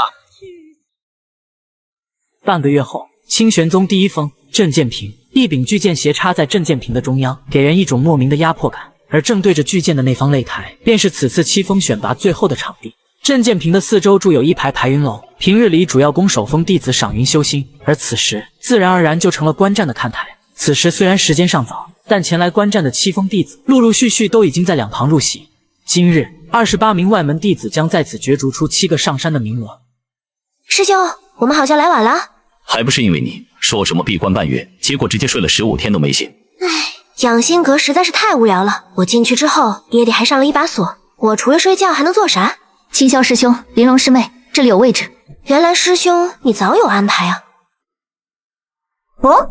不语妹妹，你怎么还看起画本来了？因为无聊，是师傅他看不语，只知道修行，一点人情世故都不懂，所以给了他不少画本，让他学学人情世故。那坏女人一天到晚只知道瞎折腾。就在这时，一道鹤鸣声忽然在郑建平上空响起，众人抬头看去，赫然见到一头灵禽正背着一名弟子从天边飞来，径直朝郑建平上的擂台落去。北山，今日宣公孙胜入座。那几人好像是5峰的弟子。那应该是5峰的陆晨，这公孙胜才是陆晨的师兄，因违反宗门戒律，被废了修为，驱逐下山。不过他拥有玄灵果，天资不俗，如今已经过去了7、8年，今年是想重回5峰。那小太平岂不是很危险？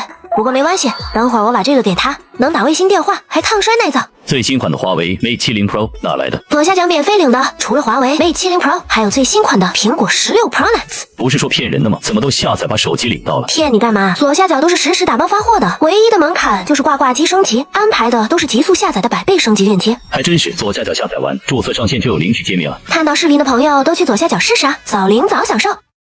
败类。上次我们被虎妖暗算，那陆晨丢下他跟另外一名女弟子去找元首，小丫头一直记恨到现在。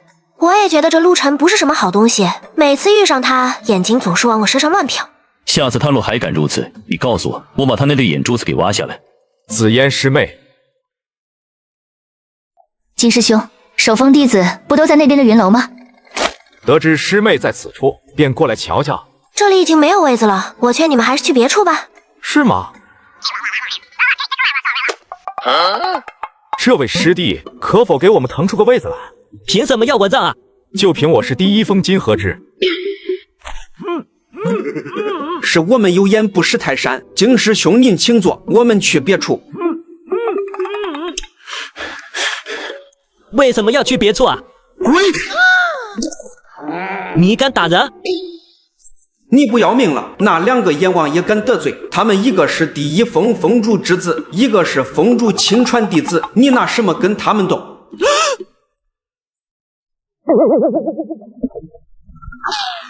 紫嫣师妹，何时去我道场坐坐？我园中的雪茶花最近刚好开了，我们可以边赏花边交流一番修行心得。不必了，我最近要闭关修炼，没有闲暇。功可以慢慢练，但花谢了就要再等1年了。你这人，紫嫣姐姐都说没空了，还要纠缠作甚？小丫头，你娘没告诉你，别人说话的时候不要乱插嘴吗？你。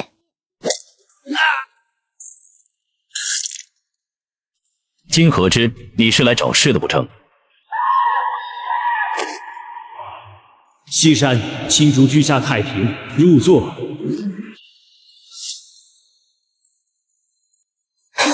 是小太平来了。居然是那小子。谁？就是3年前那个被灵谷杯选中，最后却只是一介白骨的小子。那小子居然还留在山下。哼，你们不会是在等这小子成为正式弟子吧？这左下角升级还真快，随便挂挂机，我的华为 Mate70 Pro 发货短信就来了。那是再得大家把苹果16 Pro Max 库存也拉满，赶紧去左下角再领一台。听一遍不如亲自试验，免费的就是香。还有华为3折叠 iPad 更多隐藏福利呢，点击左下角就能玩。刷到视频的朋友可别错过了。难怪每年那么多外门弟子都会止步七峰会。见不少参加七峰会的弟子，身边都围着前来迎接的山上弟子，周围空无一人的夏太平顿时心头恍然。对比之下，此时十分热闹的镇剑屏上，他的身影就显得有些孤单。你就是夏太平？你是？吾乃公孙胜。对战名录已出，你第一场的对手便是我。既然如此，还请公孙师兄多多指教。指教？你也配？五峰陆尘你可认识？听说过，但不认识。实话告诉你，我那位曾经的师弟很不喜欢你，所以刚刚对阵名录出来之后，他特地来拜托我，等一下比试时废了你。那陆晨应该不知道当日红枫林里的人是我才对，难道说仅仅只是因为我那天早上顶撞了他几句，他便一直记恨到现在？你若识趣，最好现在就退出比赛，否则待会我可不会留情。龙门会上太平的2场比试，这公孙胜2场都看过。他虽然自认不惧，但他的打法极其消耗真元，又不想因为夏太平而影响后面1场比试，所以便想着提前来威胁对方一番。擂台上见吧！哼，小子，你别敬酒不吃罚酒。公孙胜，你已经沦落到要靠威胁一名外门弟子才能获胜的田地了吗？青霄师兄，擂台上见。青霄师兄，你不该在这个时候激怒那公孙胜，这样对太平不好。紫嫣师姐不用担心，我是不会输给他的。比试即刻开始，请无关人等速速离去。小太平，你记着，等一下比试千万别太过拼命，就算无法在七峰会上胜出，我们也会将你接到第7峰上来。太平闻言怔了怔，这段时间已经不止一次有个疯的人通过西风阁向他示好，但无论他们开出何种条件，都及不上赵玲珑今日对他的这句承诺。不行，不行，我一定会兑现当初的承诺，赢得7峰选拔，成为第7峰的正式弟子。太平一脸郑重地看向赵玲珑，几人愣愣地站在原地，一时间不知道该说什么好。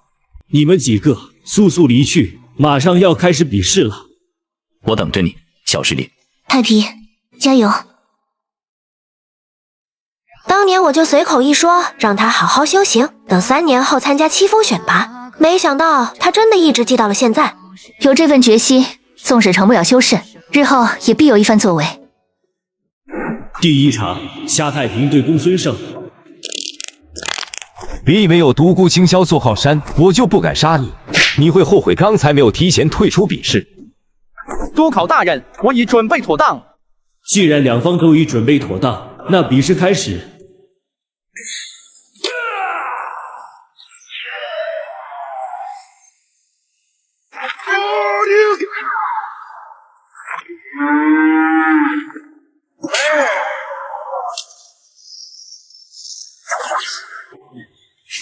障眼法罢了。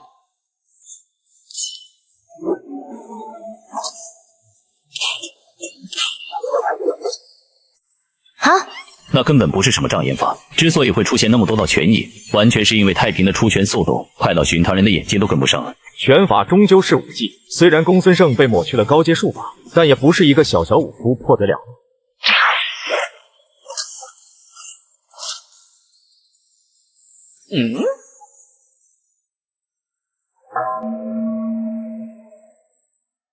他居然在山下重修了金钟罩，这金钟罩好像不是外门功法吧？他是怎么搞到手的？不行，我得打个电话问问长老，这是怎么回事？你换新手机了，那之前的旧手机怎么处理啊？我放爱回收卖了，下单就有工程师免费上门，价格满意当面回收。我用了很久的那台华为 Mate 60还卖了2000多呢。靠谱吗？那肯定啊，爱回收是上市公司，全国近2000家门店。要我说回收手机、平板、笔记本，我推荐爱回收。那我一会儿就去看看。连金钟罩都破不了，这场比试胜负已分。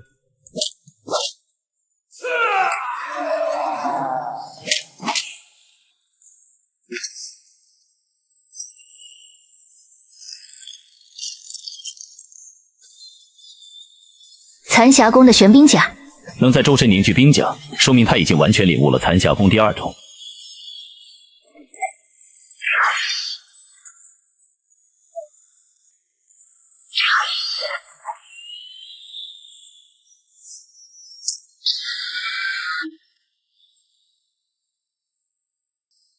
我还是第一次见到有人将奔牛凿阵练到这种地步。他是怎么发现青牛拳有这等威力的？或许只是因为青牛拳是所有武技之中他唯一能够买得起的。是啊，一个无依无靠的少年，独自生活在深山，只靠几亩药园，一年能赚多少功德币？更何况小太平在山下才待了3年。不动如山。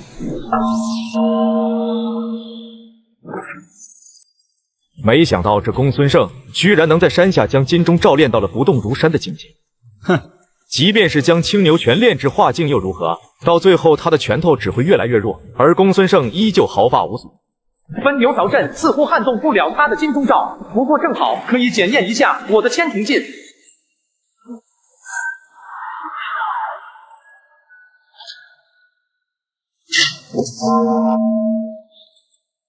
这不可能！区青牛拳怎么可能让他的拳势攀升的如此之快？怎么不可能？眼前不就是活生生的例子吗？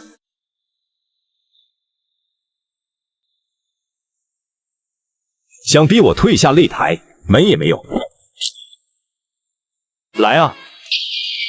千庭劲，奔牛凿阵。怎么可能？他的拳劲怎么会透过我的金钟罩？不对，肯定是我的金钟罩还被大成的缘故。就剩最后2拳，等你拳势一散，老子定然一拳轰碎你的脑袋！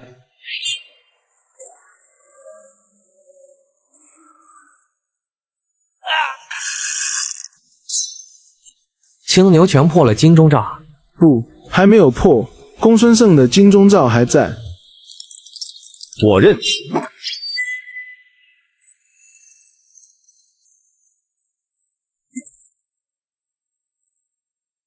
这一个外门弟子，资质只是白灵谷的少年，只靠一门连上层都算不上的武技，便杀死1名掌握了术法，有着不熟根骨，曾经还是上山正式弟子的公孙胜。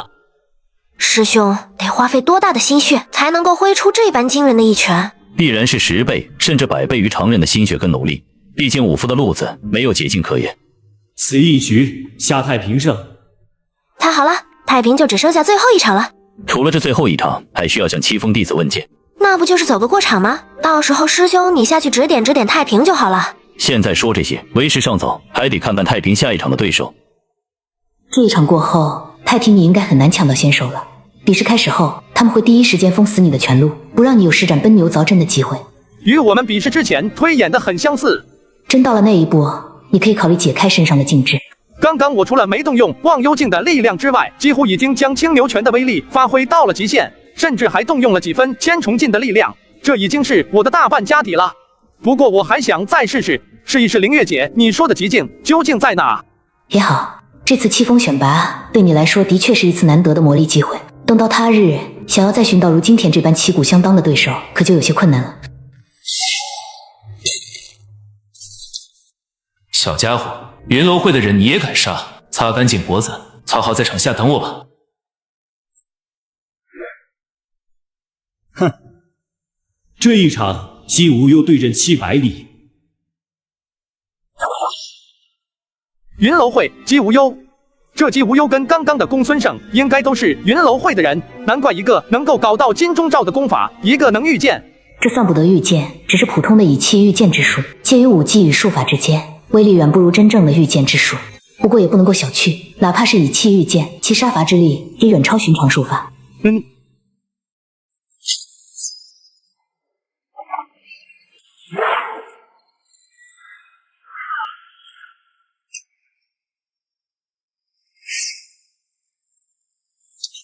会御剑了不起啊！我最烦你们这些剑客，一个个都这么能装。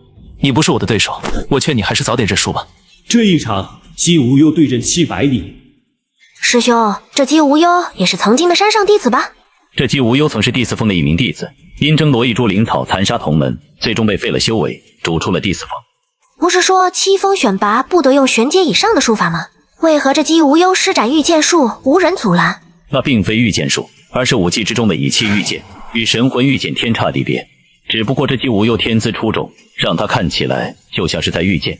这姬无忧就是我们第1峰这次要招揽的弟子。你们认识的这个小家伙运气不怎么好啊。上一场比试时你也是这么说的。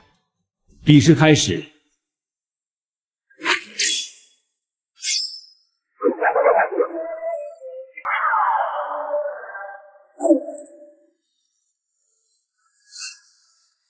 松来。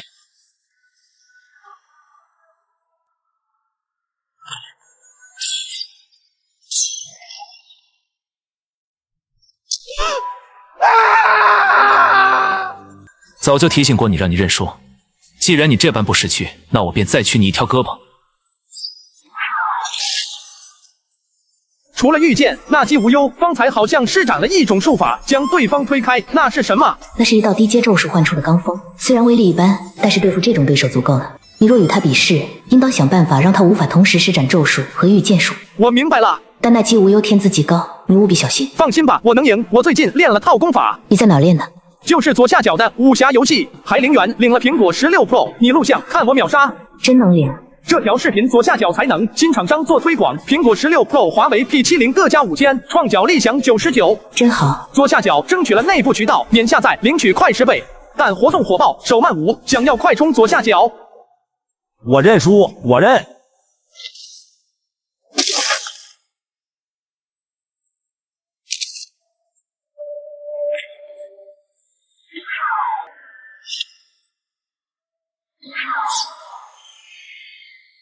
轮到你了。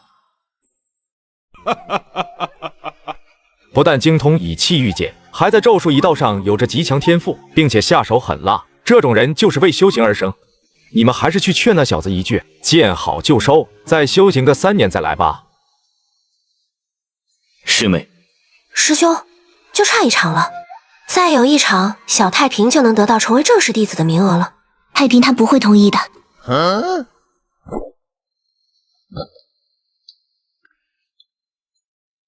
真那么怕死？他根本就站不到这里。这一场，夏太平对阵姬无忧，胜者将得到本次7峰选拔的第1个名额，获得问剑7峰的资格。带那么多把刀，是准备在台上做菜不成？待会你就知道了。哼，就怕你连拔刀的机会都没有。比试开始。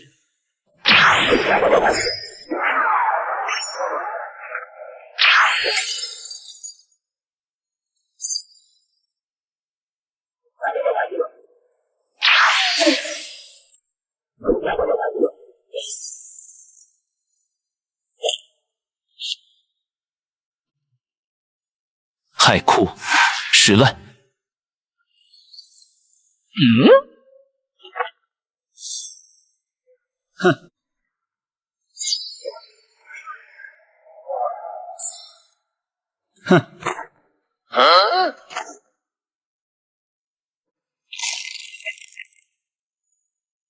姬无忧的飞剑被控制住了，这是个疯子。趁现在他的飞剑被控制住，尽快斩掉他的手臂，这样他就不能同时施展御剑术和咒术。好，我挂会机，这就领到啊。这条视频左下角上线，创角享内定领取资格，前300还有3折叠。真行！左下角亲自验证，真到手才挂链接，上线点旁边红包直接参与就发货了。左下角我孩子掏腰包加3台，仅限这条视频，想要快充，错过不补。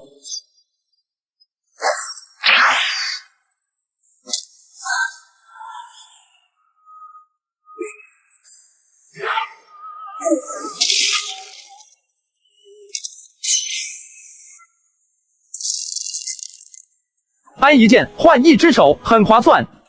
以伤换伤，斩掉那姬无忧一条手臂，让他无法同时使用飞剑跟咒术。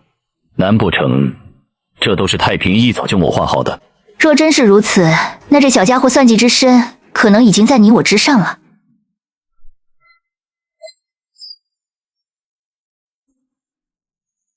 无身之痛，10倍加于入身。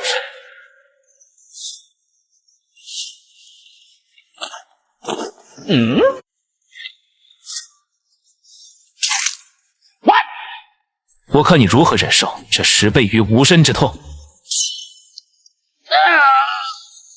这姬无忧居然用了2伤咒，这卑鄙无耻的小人，居然在比试之中使用这等恶毒咒术，就无人来管他吗？这2伤咒虽恶毒，但也仅仅是一道低级咒术，比试规则并没有限制。还没看清楚吗？厉害的不是咒术，而是姬无忧本人。我早就说过了，他就是个疯子。正常人哪会去修习这种伤敌先伤己的咒术？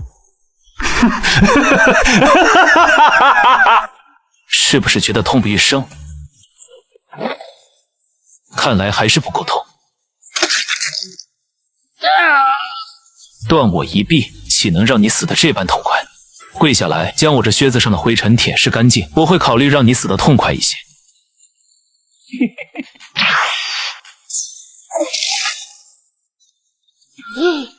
不可能，你中了我的2伤咒，伤我便是伤你自己，你身上的痛应是我的10倍才对。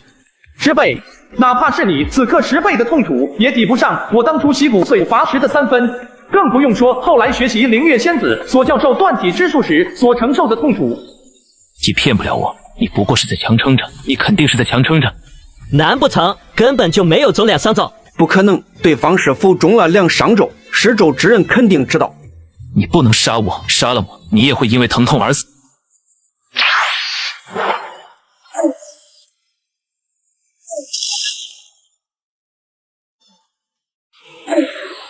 你不能。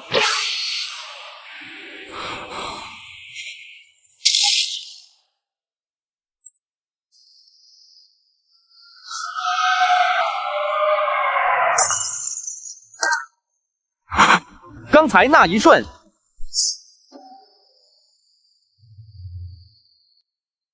这就是死亡的感觉吗？夏太平胜姬无忧，获得气风问剑的资格。对于不通咒术之人来说，2伤咒根本无解。如今情形只有一种可能，太平硬生生的扛下了10倍于姬无忧的痛苦。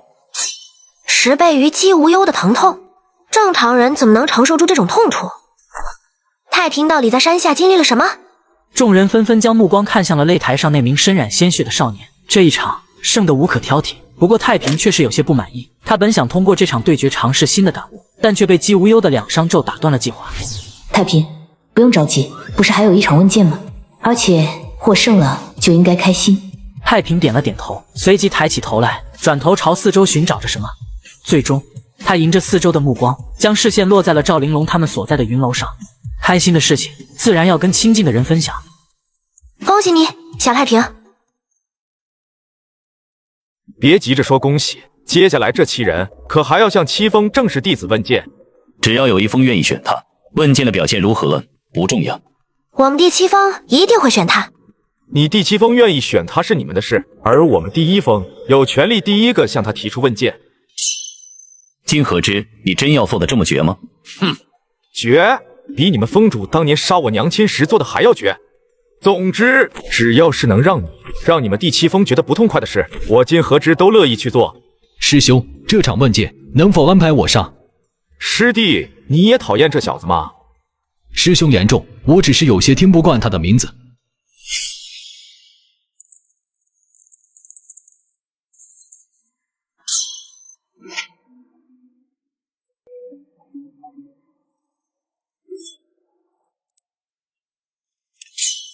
这虾太平，这时间何来太平？金师兄，同门一场，何必做到这一步呢？紫嫣师妹，你若答应做我的道侣，我倒是可以考虑考虑。混账！莫要以为我不敢动你。放肆！若是想决斗，去止阁楼，否则老老实实坐在席上。青霄师兄，莫要中了他的激将法。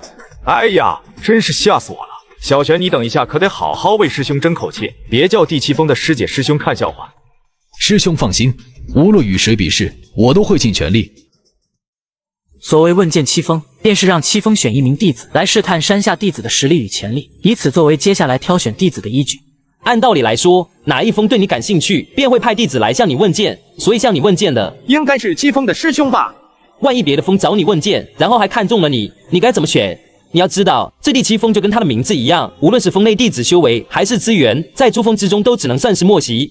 当然还是选第七峰，未来之事谁也说不准。我现在能做的，只能让我的选择无愧于心。七峰问剑第一场，由第一峰琼楼峰挑选问剑弟子。青竹居虾太平。第一峰选了虾太平，凭什么？他虽然胜了姬无忧，但论根骨修为，明明不如我们6人才是。第一峰。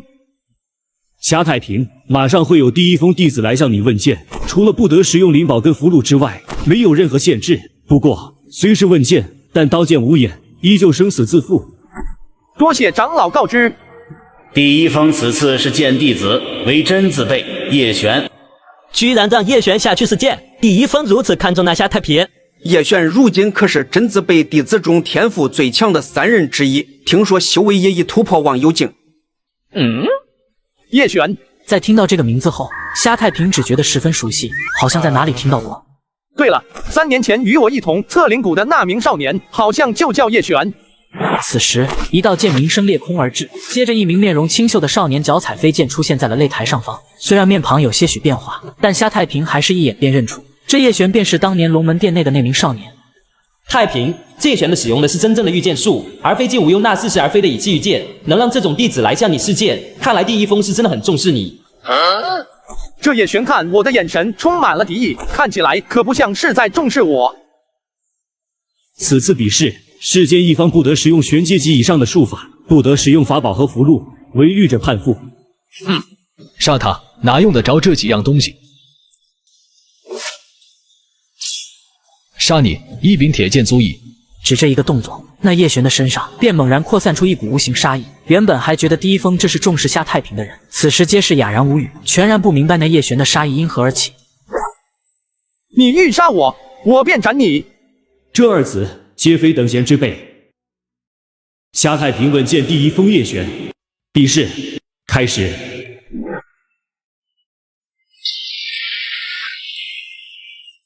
开门进巅峰的气息，居然还藏着一手。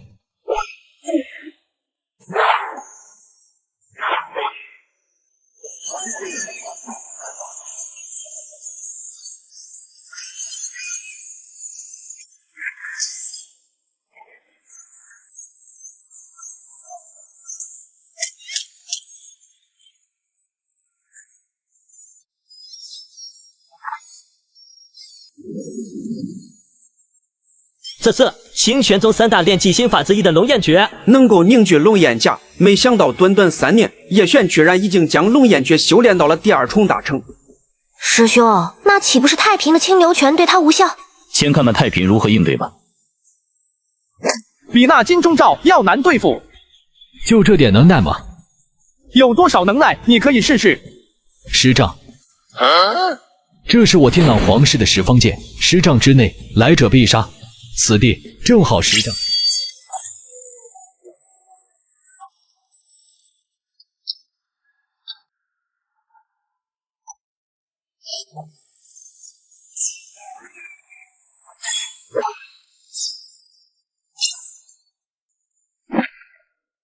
这居然是武技！这10方剑是天狼国的绝学，能将午休潜力发挥到极致，非普通武器能够比拟。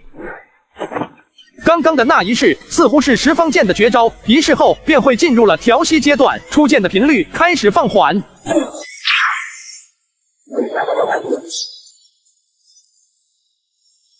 玄冥甲凝聚时间至少有10息，而我已经调息完毕。接下来这一式牵引，定然能将你撕成窟窿。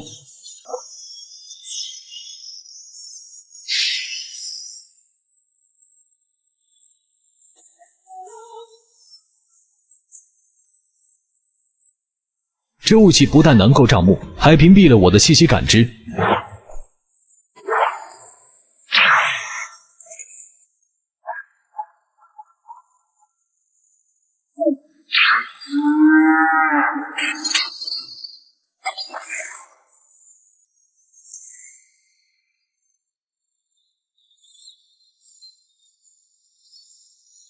叶璇败了。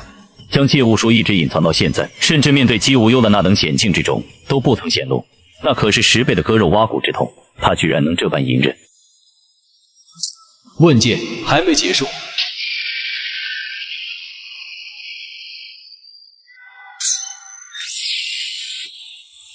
刚刚不过是活动一下筋骨罢了。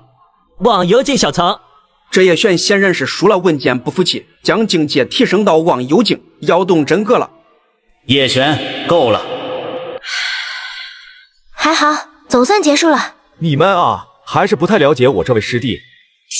你什么意思？你好好看着便是。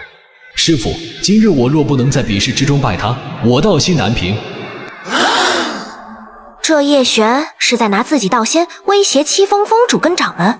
叶璇入门不过3年，便已经望幽境小成，足以证明其金灵谷的神意。他的道心若是崩了，对于清玄宗来说，将是100年以来最大的损失。一个白骨，一个火系金灵骨，相比之下，掌门和峰主他们肯定都是站在叶璇那边。霞太平区区一个白灵谷，哪怕在武道之上有着不俗表现，但是以后还能不能有所提升还是未知数。怎么与拥有火一骨的叶璇相提并论？一时间，镇剑屏上一片死寂。第一峰峰主没再让叶璇收手，掌门也没有出言反对。显然，这一刻，霞太平被当成了弃子。这不公平！师妹，我离开一下。二师兄，不这么做，无意到心难平。霞太平，你可愿意认输？老东西，你给我闭嘴！哼，老夫乃督考，此为职责所在。齐长老，问剑尚未结束，你且退下。是，掌门。居然是掌门亲自施压。算了，已经习惯了。长老如何称呼？老朽齐浩然。多谢齐先生今日仗义直言。惭愧。准备好来受死了吗？稍等，马上就好。